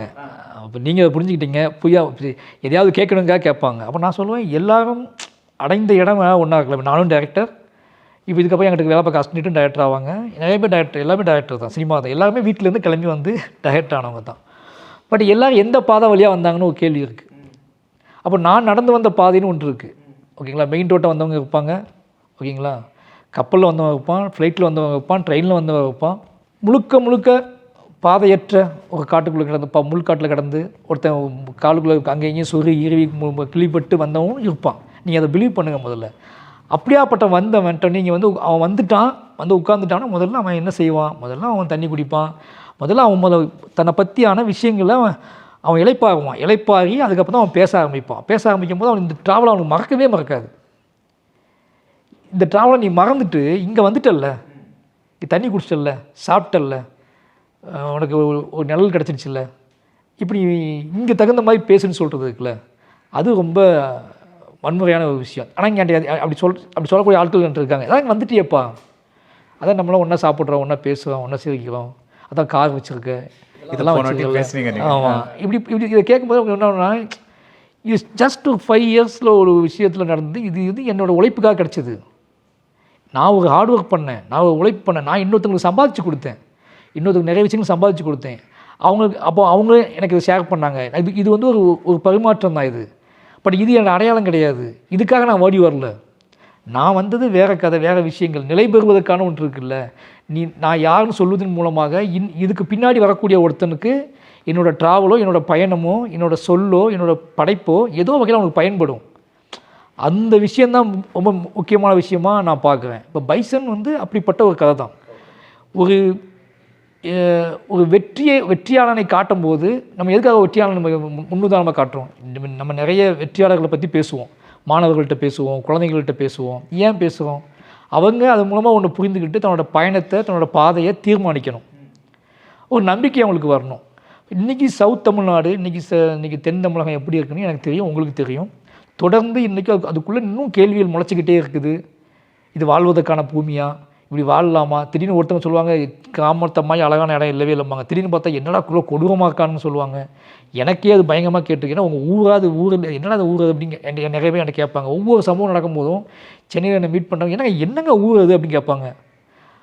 இப்படியாப்பட்ட ஊரில் வாழக்கூடிய இன்றைக்கி கிளம்பி வந்தோம் நான், அன்றைக்கி கிளம்பி வந்தோம் நான் வந்து 30 வருஷம் ஆச்சு. இன்னும் நான் அங்கே விட்டுட்டு வந்த கேள்விகள், என்னை துரத்தின கேள்விகள் அங்கே முடியலை. நான் வந்து 30 வருஷம் ஆச்சு. அப்போ என்ன தோணுது எனக்கு அப்படின்னா, இன்றைக்கி நான் என்ன சொல்கிறது அவங்களுக்கு? இப்போ அங்கே உள்ள என்னைய மாதிரி இளைஞர்களுக்கு அல்லது நெக்ஸ்ட் ஜென்ரேஷனுக்கு ஏதோ நான் செய்ய வேண்டிய கடமை ஒன்று இருக்குது. நான் அவங்களுக்கு ஒரு படம் பிடிச்சி காட்ட வேண்டியிருக்கு, என்னோடய பாதையை சொல்ல வேண்டியிருக்கு. நீங்கள் அங்கேயே இடம்பெயர்தல் இருக்கு, ஒன்று நகர்ந்து போகிறதுன்னு ஒன்று இருக்குல்ல, அது மட்டுமே உலகம் கிடையாது, அது மட்டுமே ஊர் கிடையாது. அங்கே இதுதான் விதின்னு நினச்சி வாழாத, இப்படி நிறைய விஷயங்கள் இருக்குது. அப்போது அந்த ஊருக்குள்ள பெருமை, அந்த ஊருக்குள்ளே திருப்பி திணிக்கப்படுற பெருமை, திருப்பி சொல்லப்படுற கதைகள், கட்டுக்கதைகள், இதையும் நம்பிக்கிட்டு ஒரு வாழ்க்கை அங்கே முரண்பட்டு இழப்புகளோட, பெரிய வலிகளோடையும், வேதனைகளோடையும், துரோகங்களோடையும் வாழ்ந்துக்கிட்டே இருக்காங்க. வாழ்ந்து செத்து போகிறாங்க. அவங்களுக்கு கனவு முளைக்குதா? அந்த கனவை நோக்கி அவங்க நகர்றாங்களா? இல்லை அந்த கனவுக்கு முயற்சி பண்ணுறாங்களா? இப்படி எல்லாமே ஒரு கேள்விக்குறியாக இருக்குது. ஆனால் இதுக்கு இடையிலையும் அந்த கனவை கண்டவங்களும் இருக்காங்க, கனவை நோக்கி நகர்ந்தவங்களும் இருக்காங்க, கனவுகளை அடைஞ்சவங்களும் இருக்காங்க, பெரும் வெற்றியாளர்கள் இருக்காங்க. இது அவங்களுக்கு யாருமே சொல்கிறது இல்லை. அப்போ அப்படி கிளம்பி வந்து ஜெயிச்ச நிறைய மனிதர்களோட கதை தான் பைசன். அந்த பாதைங்கிற ஒரு வார்த்தையை வச்சு இவ்வளோ சொல்கிறீங்க பாருங்கள். அதான் ரொம்ப இப்போது நீங்கள் சொல்கிறீங்களா கேட்டுகிட்டே இருக்காங்கன்ட்டு. இப்போ ஒரு டைரக்டர் வந்துட்டு ஆண் பெண் உறவை வச்சு கதை பண்ணுறாங்கன்னா நிறைய கதை அந்த லைஃப் பூரா இப்போ பண்ணிகிட்டே இருக்கலாம். பிகாஸ் ஒன்று இந்த மாதிரி ஒன்று அந்த மாதிரி காதல் கதைகள், கணவன் மனைவி கதைகள், அந்த மாதிரி பண்ணிகிட்டே இருக்கலாம். ஆனால் அவர் ஒன்றும் கேட்க மாட்டேங்கிறாங்க. ஆனால் நீங்கள் மட்டும் வெவ்வேறு பரிமாணங்களில் ஒரு இஷ்யூவை பற்றி பேசினா அது ஏன் உங்களுக்கு இதுவாக இருக்குது? அது எப்படி அதே கதையாகுது? பிகாஸ் இப்போ நீங்கள் பரியரும் பெருமா பார்த்தீங்கன்னா அந்த கதைக்கும் கர்ணன் கதைக்கும் சம்மந்தமே கிடையாது. கர்ணன் கதைக்கும் மாமன்னன் கதைக்கும் சம்மந்தம் கிடையாதுன்னா கதையாக சொல்கிறேன். தட் இஸ் அண்டர்லைங் ஒரு பேஸ் இஷ்யூ, காஸ்ட், அதெல்லாம் சரி, அதை விடுங்க. பட் ஆனால் நீங்கள் சொல்கிற கதை வந்து வேறு இல்லையா? இப்போ அது ஏன் அவங்களுக்கு இதுவாக இருக்குது? இப்போ சிம்பிள், என்னோட நோக்கம். இப்போ நீங்கள் ஒரு படம் பண்ணுறீங்க அப்படின்னா முன்னாடி எப்படி இருக்கும்னா, நீங்கள் இந்த படத்தை பற்றி பேசும்போது உங்களோட நோக்கம் வேற ஒன்றா இருக்கும். நீங்கள் அடுத்த ஒரு படம் பண்ணுவீங்க, அந்த படத்தை பற்றி பேசும்போது நீங்கள் வேறு ஒரு பாயிண்ட் ஆஃப் வியூ பேசிகிட்டு இருப்பீங்க. இப்படி தான் சினிமா பழக்கப்பட்டிருக்கு. ஆனால் இன்றைக்கி நாங்களும் ரஞ்சித்தனும் அப்படி இல்லை. நாங்கள் எப்படி இருக்கோம்னா, எங்களுக்குன்னு ஒரு நோக்கம் இருக்குது, அதை வெளிப்படையாக சொல்கிறோம். எங்களுக்குன்னு ஒரு அரசியல் இருக்குது, அதை வெளிப்படையாக சொல்கிறோம். அப்போ என்ன பிரச்சனை ஆகுதுன்னா, நீ என்ன பண்ணாலும், நீ என்ன படைப்பு பண்ணாலும், என்ன விஷயம் பண்ணாலும் அது இப்படி தான் போய் சேரணும் மக்கள்கிட்ட, அது பிற்போக்குத்தனமாக போயிடக்கூடாது அப்படிங்கிற ஒரு கருத்து எங்கிட்ட இருக்குது. இதை நான் வெளிப்படுத்திக்கிட்டே இருக்கேன். இங்கே படம் வேறு, அது படம் ஒன்றும் இருக்குது. அந்த படைப்பாளியோட நோக்கம் பிரதானமானதாக மாறுது, அந்த படைப்பாளியோட நோக்கம் நிலையானதாக மாறுது. இந்த பிரச்சனை அதுதான். முன்னாடி எப்படி இருக்கும்னா, அந்த படத்தில் முடிஞ்சு போச்சுங்க, இது வேறு படங்க, அந்த படத்தையும் இந்த படத்தையும் ஒன்றா சேர்க்காதீங்க அப்படின்னு சொல்லக்கூடிய இடத்துல தான் முன்னாடி படைப்பாளிகளே இருந்தாங்க. இன்றைக்கி அப்படி கிடையாது, நீங்கள் அப்படி சொல்லவும் முடியாது. அப்போ நான் எங்களை மாதிரி டைரக்டர்ஸ்க்கு அது சொல்ல வாய்ப்பே கிடையாது. அப்போ என்னென்னா நான் தொடர்ந்து இயங்குவது அப்படிங்கிறது இப்போ நீ என்னோடய படத்தை வந்து இப்படிப்பட்ட படம் தான் அவங்க சொல்கிறதுனால எனக்கு எந்த பிரச்சனையும் கிடையாது. ஆனால் என்ன பிரச்சனைனா நான் என்ன பிலீவ் பண்ணுறேன்னா டோட்டலி நான் என்னவா உனக்கு அறியப்பட்டுக்கிட்டே இருக்கணும்னு ஒன்று இருக்குல்ல. அப்போ நான் ஏதோ வகையில் உனக்கு ஒரு தாக்கத்தை ஏற்படுத்துகிறேன், ஏதோ வகையில் அவன் இதைத்தானே பேசுவான் அப்படின்னு ஒன்று இருக்குல்ல. இப்போது ஒரு கணக்கு டீச்சர் வந்தாருனாலே கணக்கு தான் எடுப்பார் அப்படின்னு அவனுக்கு தெரியுது இல்லை. அப்போ அந்த மனநிலை தான் இது. அவர் உள்ளே வந்து சிரிப்பார், பாடுவார், ஆடுவார், ஃபைனலி என்ன இருக்கும்? கணக்கு தான். டெஸ்ட் போட்டியான்னு கேட்பார். அப்போ நமக்கு என்ன தோணும்? அவர் நல்லவராக இருக்கலாம், சிரிக்கலாம், இன்னசென்ட்டாக இருக்கலாம், ஃபைனலி போர்டில் எழுதும்போது சம்மு தான் போட போகிறாரு. அப்போ அந்த மாதிரி மாரி செல்வராஜுங்கிறவனை பற்றி முழுசாக உங்களுக்கு தெரிஞ்சிருச்சு. மாரி செல்வராஜனோட நோக்கம் என்ன? மாரி செல்வராஜன் இந்த மாதிரி இஷ்யூங்களை பாதிக்கப்பட்ட ஒருத்தர். அவர் தொடர்ந்து இதை வலியுறுத்துகிறாரு, இதை பேசுகிறாரு, இதை பற்றியான இஷ்யூ நடக்கும்போது தன்னோட பதிவு பண்ணுறாரு. அப்படிங்கும்போது அவரோட படைப்புகள் இது இருக்கும்னு நம்பக்கூடிய ஒரு தன்மை வந்துருச்சு. அது கொஞ்சமாக இருந்தாலும் சரி, அது அதிகமாக இருந்தாலும் சரி, இல்லை அதுதான் ஒரு கான்ஃப்ளிக்டாக இருந்தாலும் சரி, அது தேவை கிடையாது. அது படம் மாரி செல்வராஜோட படம். அப்போ ஃபைனலி அதை பார்த்துட்டு போகும்போது இதில் 2 விஷயம் இருக்குது. நீங்கள் பயங்கர சந்தோஷமும் படலாம். என்ன படலாம்னா திருப்பி நீங்கள் படம் பார்த்து வெளியே போகும்போது திருப்பி என்னோடய கருத்து நிலைபெறுது. இப்போ வாழை பார்த்துட்டு போகும்போது கூட என்ன சொன்னால் கர்ணனில் இருக்கிறது இதில் இல்லை. ஆனாலும் நான் தெரிய ஆரம்பித்த உடனே என்னோடய பெயினை இப்போ கர்ணன் பண்ண ஒருத்தர் தான் அப்படிங்கும்போது அது தொடருது. அது கர்ணன் பண்ண ஒருத்தருக்கு ஏன் கர்ணன் பண்ணார், இவ்வளோ பெயிண்ட் இருக்க ஒருத்தன் கர்ணன் பண்ணதுக்கான வாய்ப்பு இருக்குப்பா அப்படி சொல்கிற இடம் இருக்குல்ல. அப்போ ஜாயிண்ட் அங்கே தன்னா நடந்துடும். ஓகேங்களா? அப்போ வாழையில் எதுவுமே இல்லைங்க, அந்த மாதிரி எதுவுமே இல்லைன்னு சொன்னால் கூட வாழை பண்ண மாரி செல்வராஜ் அங்கேருந்து கிளம்பி வந்தால் கர்ணன் பண்ணார். அந்த பையன் தான் ஓடிந்து கர்ணன் பண்ணான். அப்போனா அந்த பையன் யாருன்னு யோசிக்கும் போதே உங்களுக்கு தன்னாலேயே அவனோட ப்ராசஸ் உங்களுக்கு ஞாபகத்துக்கு வந்துடும். அவன் என்னெல்லாம் பண்ணியிருக்கான், அவன் என்னெல்லாம் எதிர்ப்பு தெரிவிச்சிருக்கான், அவன் எதுக்கெலாம் சண்டை போடுறான், இது எல்லாமே தெரிஞ்சிடும். அதனால் இது நடந்துக்கிட்டே தான் இருக்கும். அது ஒன்றும் நம்ம வந்து பெருசாக கடந்து போய் இன்றைக்குள்ள சோசியல் மீடியா இன்றைக்குள்ள விஷயங்களில் மக்கள் என்ன பண்ணுறாங்கன்னா ஒவ்வொரு இண்டிவிஜுவல் பர்சனையும் அவங்களோட ஒரிஜினாலிட்டியோட பார்க்கக்கூடிய தன்மை வந்திருக்கு. இது நல்ல விஷயம் நான் பார்க்குறேன். நீங்கள் வந்து மீடியாவுக்கு ஒன்று பேசிக்கிட்டு, படைப்புக்கு ஒன்று பேசிக்கிட்டு, அதுக்கப்புறம் நீங்கள் வந்து உங்கள் வீட்டுக்குள்ளே ஒன்று பேசிக்கிட்டுலாம் இருக்க முடியாது. இன்றைக்கி என்ன இருக்குன்னா நீங்கள் பேசுகிறது எல்லாமே டாக்குமெண்ட்டாக எடுத்து வைக்கப்படுது. ஓகேங்களா? நீங்கள் நாளைக்கு தலைவனாக மாறினாலும் சரி, நாளைக்கு வந்து நீங்கள் வந்து ஒரு முதலாளியாக மாறினாலும் சரி, எதுவாக மாறினாலும் சரி, நீ இதை செஞ்ச அப்படின்னு காட்டக்கூடிய ஒரு உலகத்தில் நம்ம வாழ்ந்துக்கிட்டு இருக்கோம். அதனால் நம்மளை வச்சுக்கிட்டு அவங்க படத்தை பார்க்குறதில்ல, என்னையை வச்சு என் படத்தை பார்க்காதீங்கன்னு சொல்லக்கூடிய அது வந்து சரியான அறமாக இருக்காது. நீங்கள் சொல்லக்கூடிய கதைக்கு நீங்கள் தான் பொறுப்பு. கரெக்ட். ஓகேங்களா? இது நான் சொல்கிறேன், பட் ஆனால் நீங்கள் என்னையை வச்சு இதை பார்க்காதீங்க, நீங்களாம் யோசிச்சிக்காங்கன்னு ஒன்று சொல்கிறது இருக்குல்ல, அது வேணால் தத்துவங்களுக்கு ஓகேவாக இருக்கலாம், கருத்துக்களுக்கு ஓகேவாக இருக்கலாம். ஆனால் படைப்புகளுக்கு அது ஓகேவாக இருக்காது, புனைவுகளுக்கு அது ஓகேவாக இருக்காது. அந்த புனைவை என்ன பண்ணுறதுன்னா அந்த புனைவை காற்றியது நீ, அது தாக்கத்தை எனக்கு ஏற்படுத்திச்சு. நான் அதை யோசிக்கலை, நான் அதை கற்பனை பண்ணி. இப்போ பெரியார் வந்து சொல்லுவார், நான் ஒன்று சொல்கிறேன் அப்படின்னா அது நான் சொல்கிறதுக்காக நீ முழுசாக நம்பாத, நீ உன்னோட அறிவுக்கு உட்படுத்தி நீ வந்து அதை பயங்கரமாக டிஸ்கஸ் பண்ணிக்கோன்னு சொல்லுவார். அது வேறு விஷயம். ஆனால் படங்கள் எடுக்கும்போது நீ என்ன நினைக்கிறா, என்னையை விளக்கிட்டு அதை பார்க்காத, நான் உன்னை கூட்டமாக கூட்டி இவ்வளோ மேஜிக்லாம் பண்ணி இவ்வளோ டெக்னிக்கல் பண்ணி உன்னை ஏமாற்றிட்டே இருக்கக்கூடாது. நீ திடீர்னு என்னை தலைவனாக ஏற்றுக்கிட்டு எல்லாம் உன்னை கைத்தட்ட வச்சு உன்னை கொண்டாட வச்சு அப்போ டக்குன்னு நான் வந்து உனக்கு தலைவன் சொல்கிறதெல்லாம் நீ ஏற்றுக்காத. நீ என்ன பண்ணு அப்படின்னா குறைந்தபட்சம் இதுக்கு நான் இந்த கருத்தை சொல்வதற்கு இவன் உரித்தானவனா, தகுதியானவனா, படத்தில் இந்த கருத்தை இவன் பேசுகிறான்ல, இதுக்கு இவனுக்கு தகுதி இருக்கா அப்படிங்கிற பார்க்குற பார்வை தப்பானது கிடையாது. இப்போது நீங்கள் வந்து சொன்னீங்க, எனக்கு டைரக்டரோட ரைட்டர் வடிவம் தான் எனக்கு பிடிச்சிருக்கு அப்படி மாரி செல்வராஜ் அப்படின்னு சொன்னீங்க. நீங்கள் ஒவ்வொரு பாட்டும் ரிலீஸ் பண்ணுறீங்கல்ல, அதுக்கு முன்னாடி உங்களோட ஒரு எழுத்து வருது. இப்போ ஃபார் எக்ஸாம்பிள் தீக்கொளுத்தி சாங்க்கு முன்னாடி வந்து உன் நினைவை விட கொந்தளிக்கும் பெருங்கடல் இல்லை அப்படின்னு சொல்கிறீங்க. சீனிக்கல் பாட்டுக்கு முன்னாடி நீச்சலே தெரியாத என் அப்பா தான் எனக்கு அலைகளை பழகாக்கினா அப்படின்னு சொல்கிறீங்க. இதெல்லாம் வந்து அந்த பாட்டுக்கான இன்ட்ரடக்ஷனா, இல்லை அந்த பாட்டு சிச்சுவேஷன் பற்றின ஒரு ஒரு உங்களோட ஒரு கருத்தா, இல்லை ஒரு அப்ட்ராக்டாக ஒரு எனக்கு தோணிய விஷயம் அந்த மாதிரி ஒரு இதுவா? அப்படி இல்லை, நான் ப்ரெசென்ட் பண்ணுறது அந்த கதை பாடல் அது வேறு. பட் எங்கிட்டேருந்து ஒன்று போகும்போது நான் அந்த அந்த பர்டிகுலர்லி அதுக்குள்ளே எமோஷனல் இருக்குல்ல, அந்த பாட்டு அந்த பாட்டோட எமோஷனல் இருக்குல்ல. இப்போ தீக்கொளுத்தி அப்படின்னா நான் அந்த பாட்டை ரிலீஸ் பண்ணுறேன், அதுவும் சினிமா பாட்டு, இது பைசனுக்கான பாட்டு.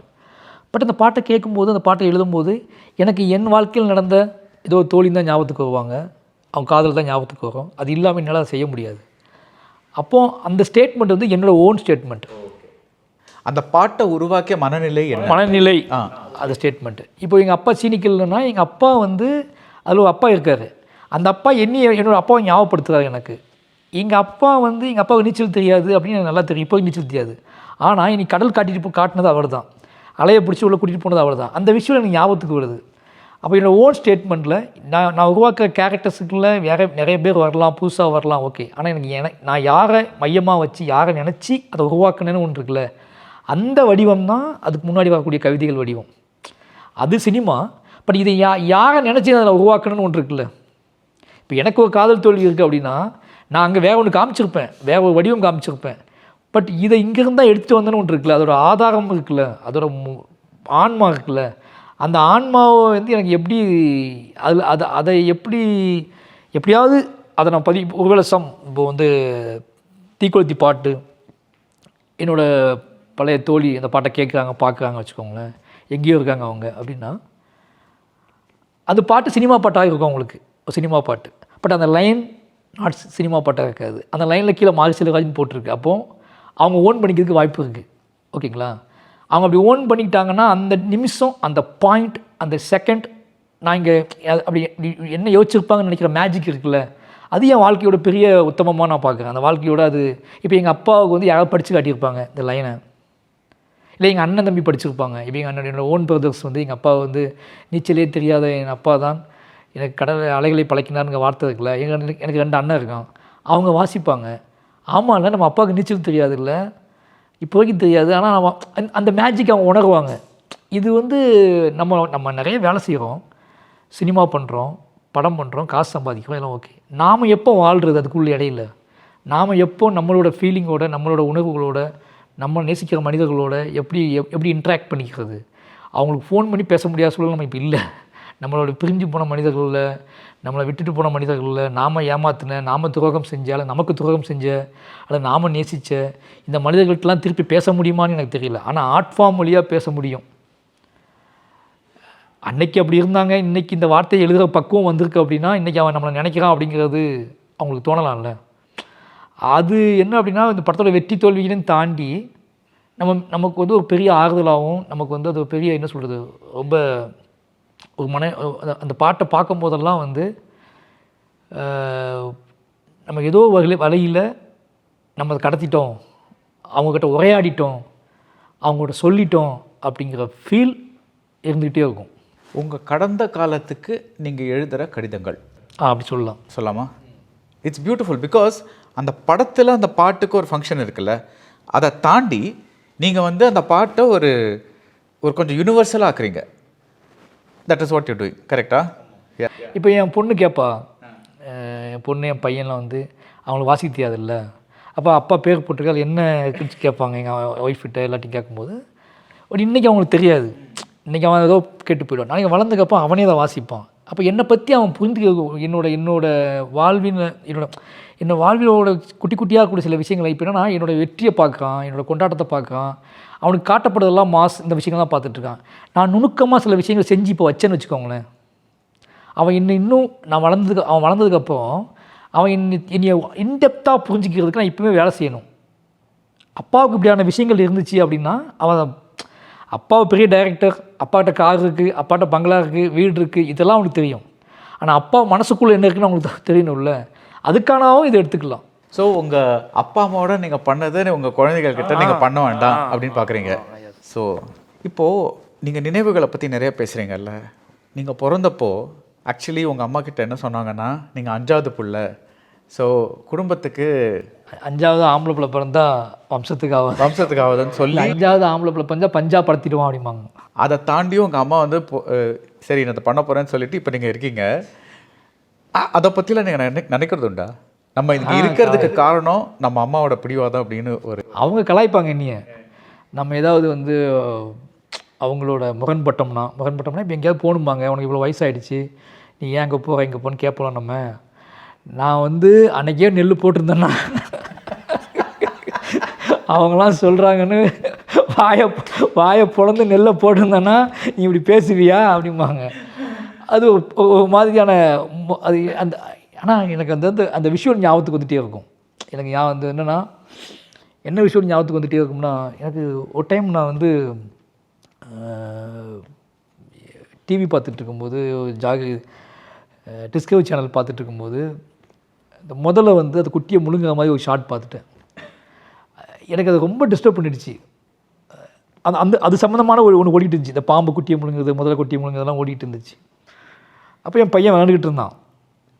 அப்போ நம்ம இதை யோசிப்போம்ல பயங்கரமாக, நம்மளோட பகுத்தறிவு தான் நம்மளை வந்து குறைந்தபட்சம் நம்மளை கட்டுப்படுத்துது. நம்மளோட விஷயங்களை, நம்மளோட பசியை, நம்மளோட எல்லாத்தையுமே நம்மளோட பகுத்தறிவு எவ்வளோ கண்ட்ரோல் பண்ணி இவனை விளையாட விட்டுருப்பாங்க அப்படின்னு இருக்குல்ல. இப்போ அதுக்கு பகுத்தறிவு இல்லை அப்படிங்கிறது அது அப்படியே மூவ் ஆகிட்டுருக்கு. இப்போ ஆடு மாடுகள் வந்து அதை செய்யாது. ஏன்னா நம்ம இருக்கோங்க, நாம் அங்கே இருந்து ஒன்று பண்ணிகிட்ருக்கோம்.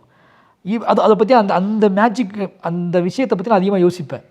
இப்போ எங்கள் அம்மா சொன்ன கதைலாம் ஞாபகத்துக்கு வரும் எனக்கு. இப்போ வந்து அதுக்கிட்ட தான் சாப்பிட்ற மாதிரி தான். சாப்பிட்றது மீன்ஸ் என்ன அப்படின்னா, இவன் வளர்ந்தாம்னா உனக்கு ஒரு கஷ்டத்தை கொடுப்பான், உன்னோட பசி பெருசாகும், உன்னோட வாழ்க்கை வந்து பெரிய கஷ்டத்துக்குள்ளாகும், அதனால் அவனை எப்பவுமே கொன்று அப்படிங்கிறது கிட்டத்தட்ட அவனை நீ உன்னோட பசிக்காக சாப்பிட்ற மாதிரி தான். ஓகேங்களா? இப்படி தான் ஒவ்வொருத்தரும் அந்த முடிவுக்கு வராங்க. நம்மளோட பசி அடங்காது, இவனுக்கு நம்ம சாப்பாடு கொடுக்க முடியாது, இவனை வாழ வைக்க முடியாது, அதுக்கு நம்ம இப்போவே அவனை முடிச்சுறது பெற்றதுன்னு ஒன்று இருக்குல்ல. அது பெரிய அந்த விஷுவல் பெருசாகும் எனக்கு. எங்கள் அம்மா வந்து அப்போ எனக்கு எங்கள் அம்மா என்ன பண்ணுவாங்க, உங்கள் ஆச்சி வந்தாங்க, இந்த பக்கம் மாமா நின்றாங்க, அந்த பக்கம் அத்தை நின்றாங்க, இந்த பக்கம் இவங்க நின்றாங்க, அவங்க நின்றாங்க, அவங்க அப்பா அங்கே இருந்தார், அப்போ நான் படுத்து கிடந்தேன், இப்படி அவங்க ஒன்று சொல்லுவாங்க, அவங்களுக்கு தெரிஞ்சது. ஆனால் எனக்கு இன்றைக்கி ஏஐயில் பார்ப்போம்ல நம்ம, அந்த மாதிரி ரொம்ப ராவாக தெரியும் போது ஏதோ ஒரு கண்ணங்கரைன்னு காக்கா குஞ்சு மாதிரி ஒரு பையன் கிடப்பான். அந்த விஷுவல் வந்து போயிட்டே இருக்கும். அந்த பாயிண்டில் நான் என்ன நினைப்பேன் அப்படின்னா, என்னை பற்றியான சீக்கிரமாக நிறைய கதை பண்ணி அப்படி நினைப்பேன். எனக்கு திடீர்னு ஒரு பதட்டம் வரும், டக்குன்னு தோன்ற கதை இல்லாத சீக்கிரமாக இந்த படம் பண்ணிடணும், அடுத்து இந்த படம் பண்ணிடணும். ஏதோ ஒன்று லைஃப்பில் நிரந்தரமற்ற தன்மை இருக்குது நமக்கு. நம்ம இது வந்ததே பெரிய விஷயம், அங்கேருந்து இவ்வளோ நாள் வந்ததே, இவ்வளோ ட்ராவல் பண்ணி வந்ததே பெரிய விஷயந்தான், டக்குன்னு இதெல்லாம் முடிக்கணும் அப்படிங்கிற பரபரப்பெல்லாம் மனசில் வந்துடும். அப்புறம் அந்த ஆன்செட்டிங் குறைஞ்சி திருப்பி நார்மலாக ஆகிறதுக்கு கொஞ்சம் டைம் எடுக்கும். அது ஒரு பெரிய ப்ராசஸ். நம்ம வந்து விளையாட்டுக்கு பேசினாலும் சரி, சாதாரணமாக பேசினாலும் சரி,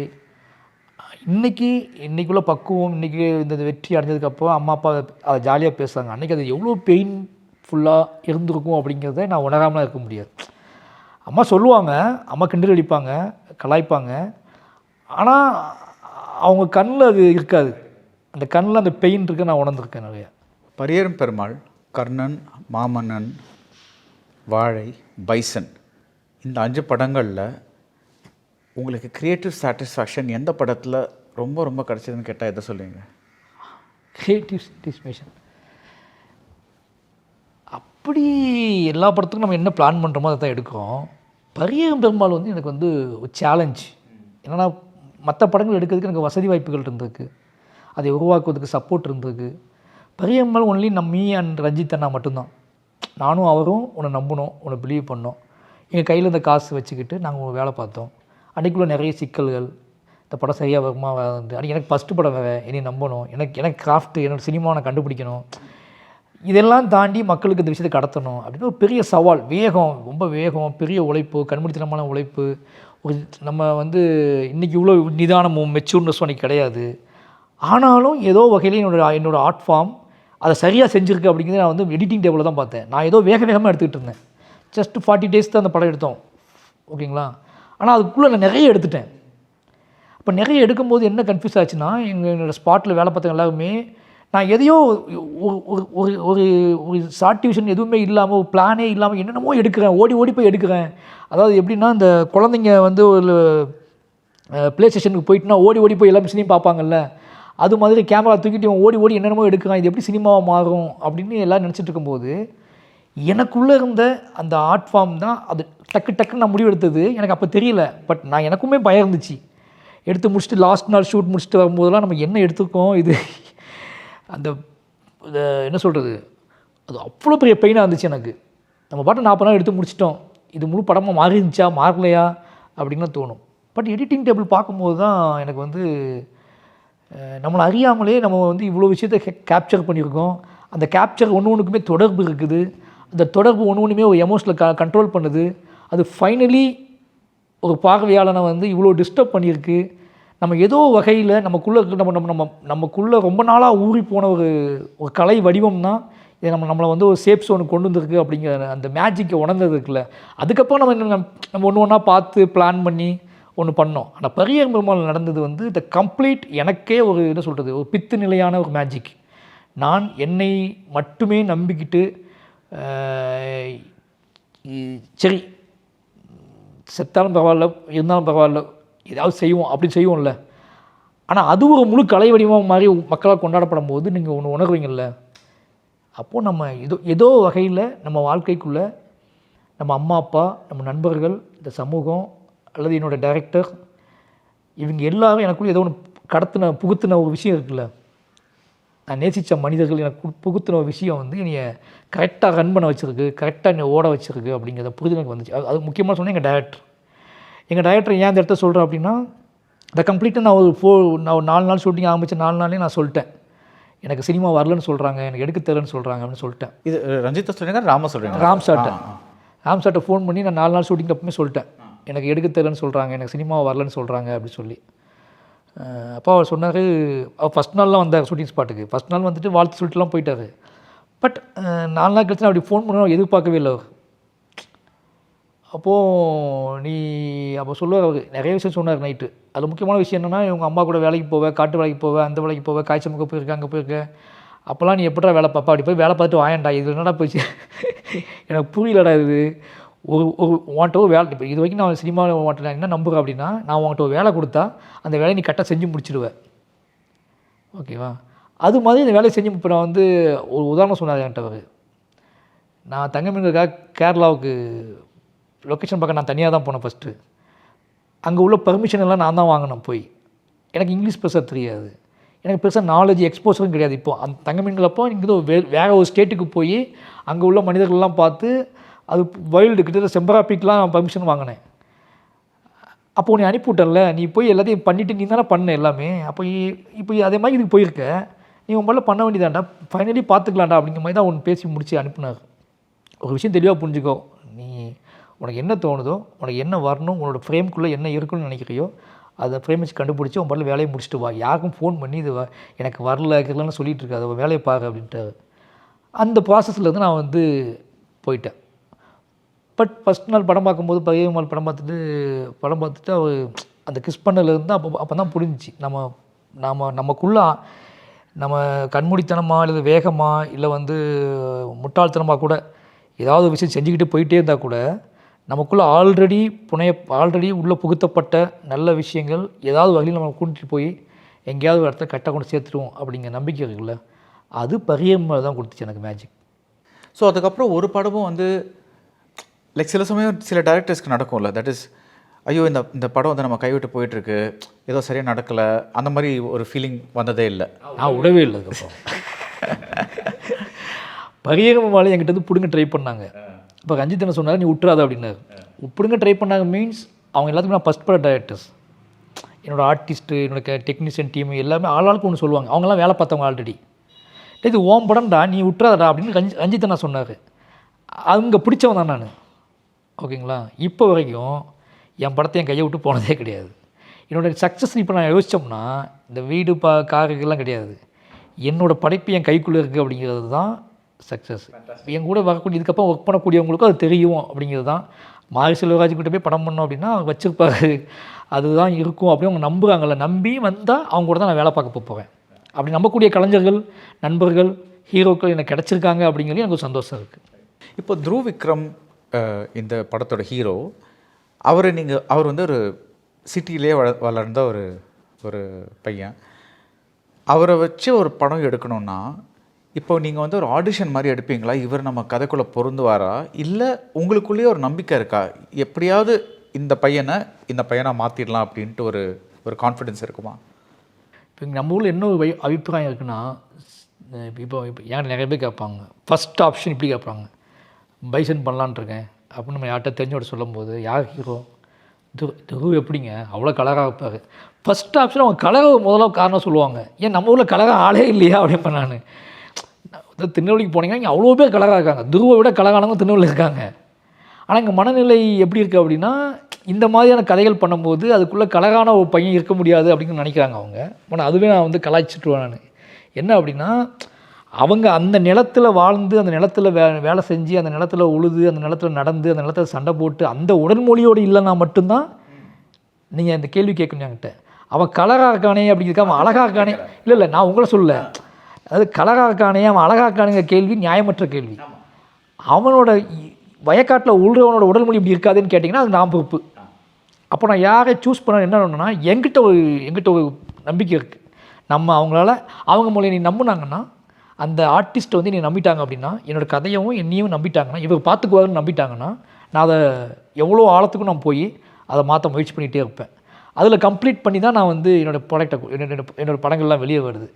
துருவ் அப்படி நான் முடிவு பண்ணும்போது, இந்த படத்துக்கு நான் ஃபஸ்ட்டு முடிவு பண்ணது ஒரு கிராமத்து பையன் நகரத்து பையன் கிடையாது.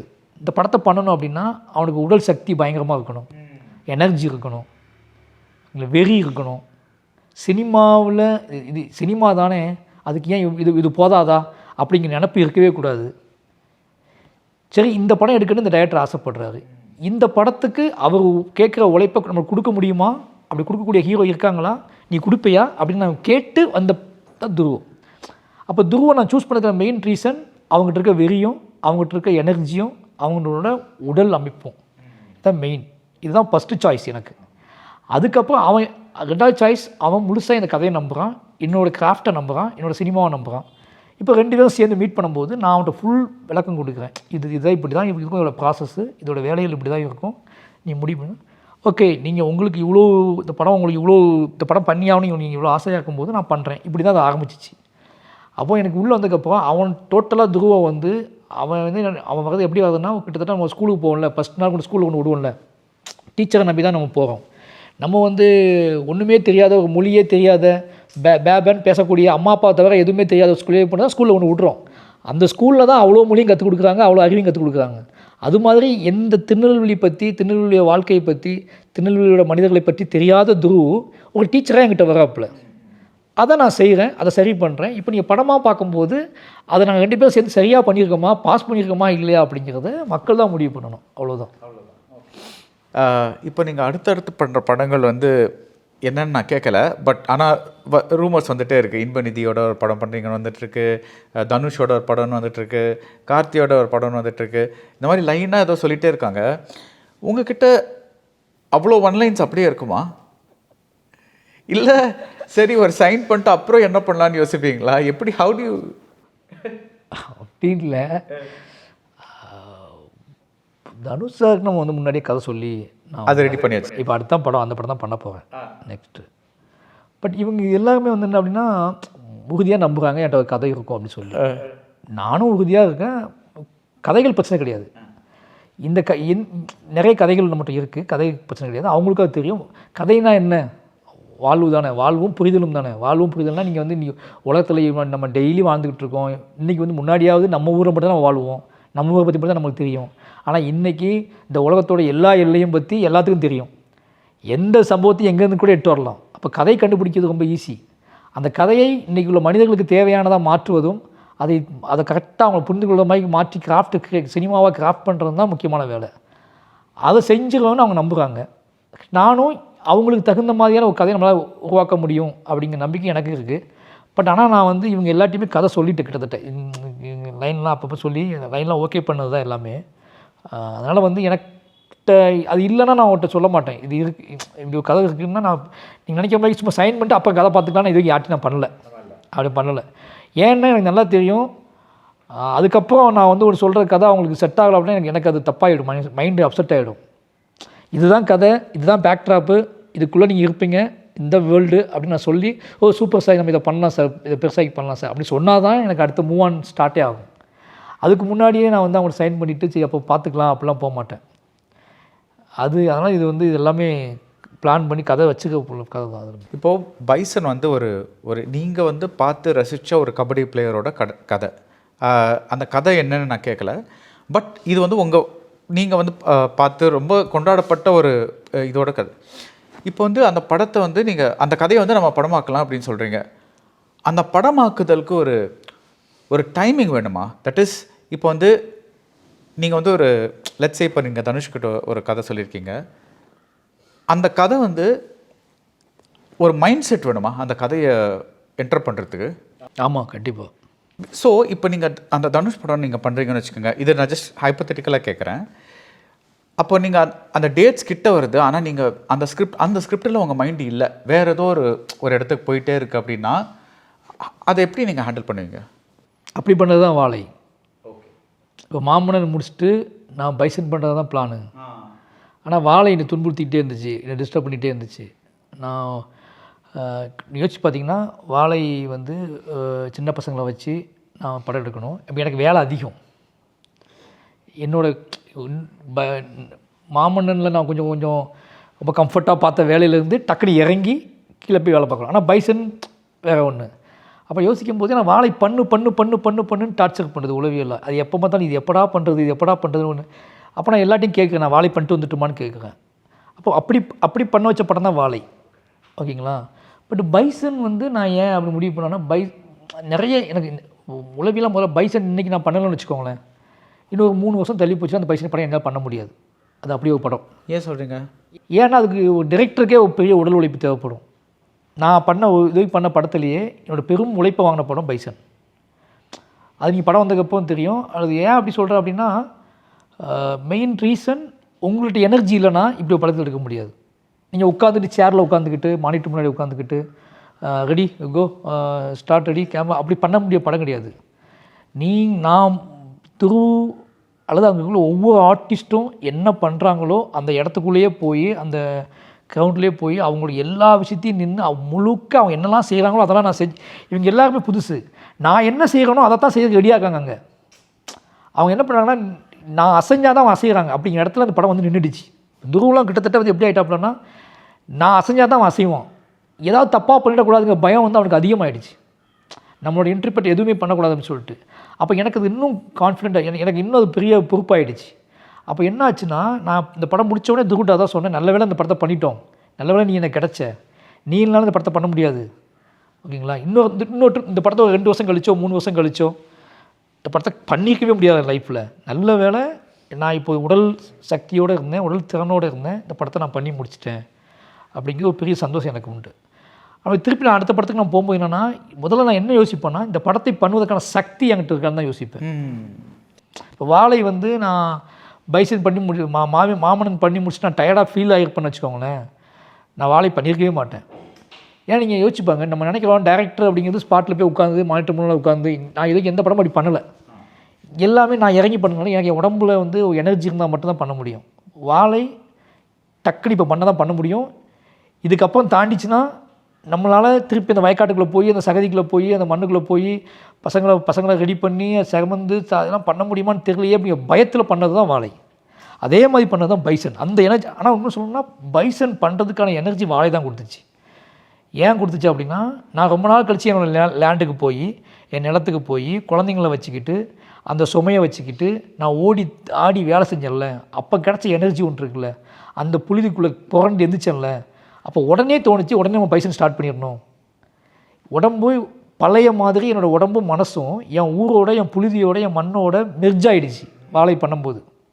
நான் திருப்பி போய் ஊரில் ஃப்ரெஷ்ஷாக ரெடியாக இருக்கேன் அப்படிங்கிற மாதிரி ஒரு உணர்வு வந்து எனக்கு வாழை கொடுத்துச்சு.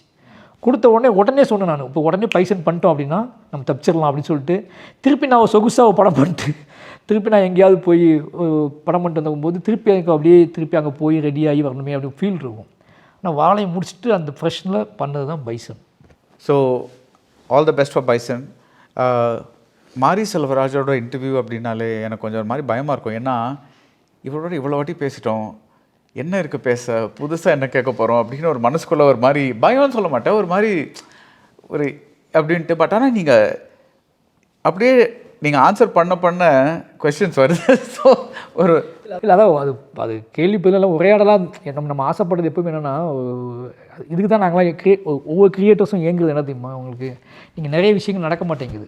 நம்ம வந்து இன்னும் இன்டர்வியூ மனநிலையிலே இருக்கும், நம்ம கேள்வி பதில் மனநிலையிலே இருக்கும் நம்ம. ஆனால் இங்கே நிறைய க்ரியேட்டர்ஸ்க்கு வந்து அவங்களுக்கு உரையாடல் தேவைப்படுது, அதுங்க யாருமே நிகழ்த்த மாட்டேன்றாங்க. தொடர்ந்து ஒரு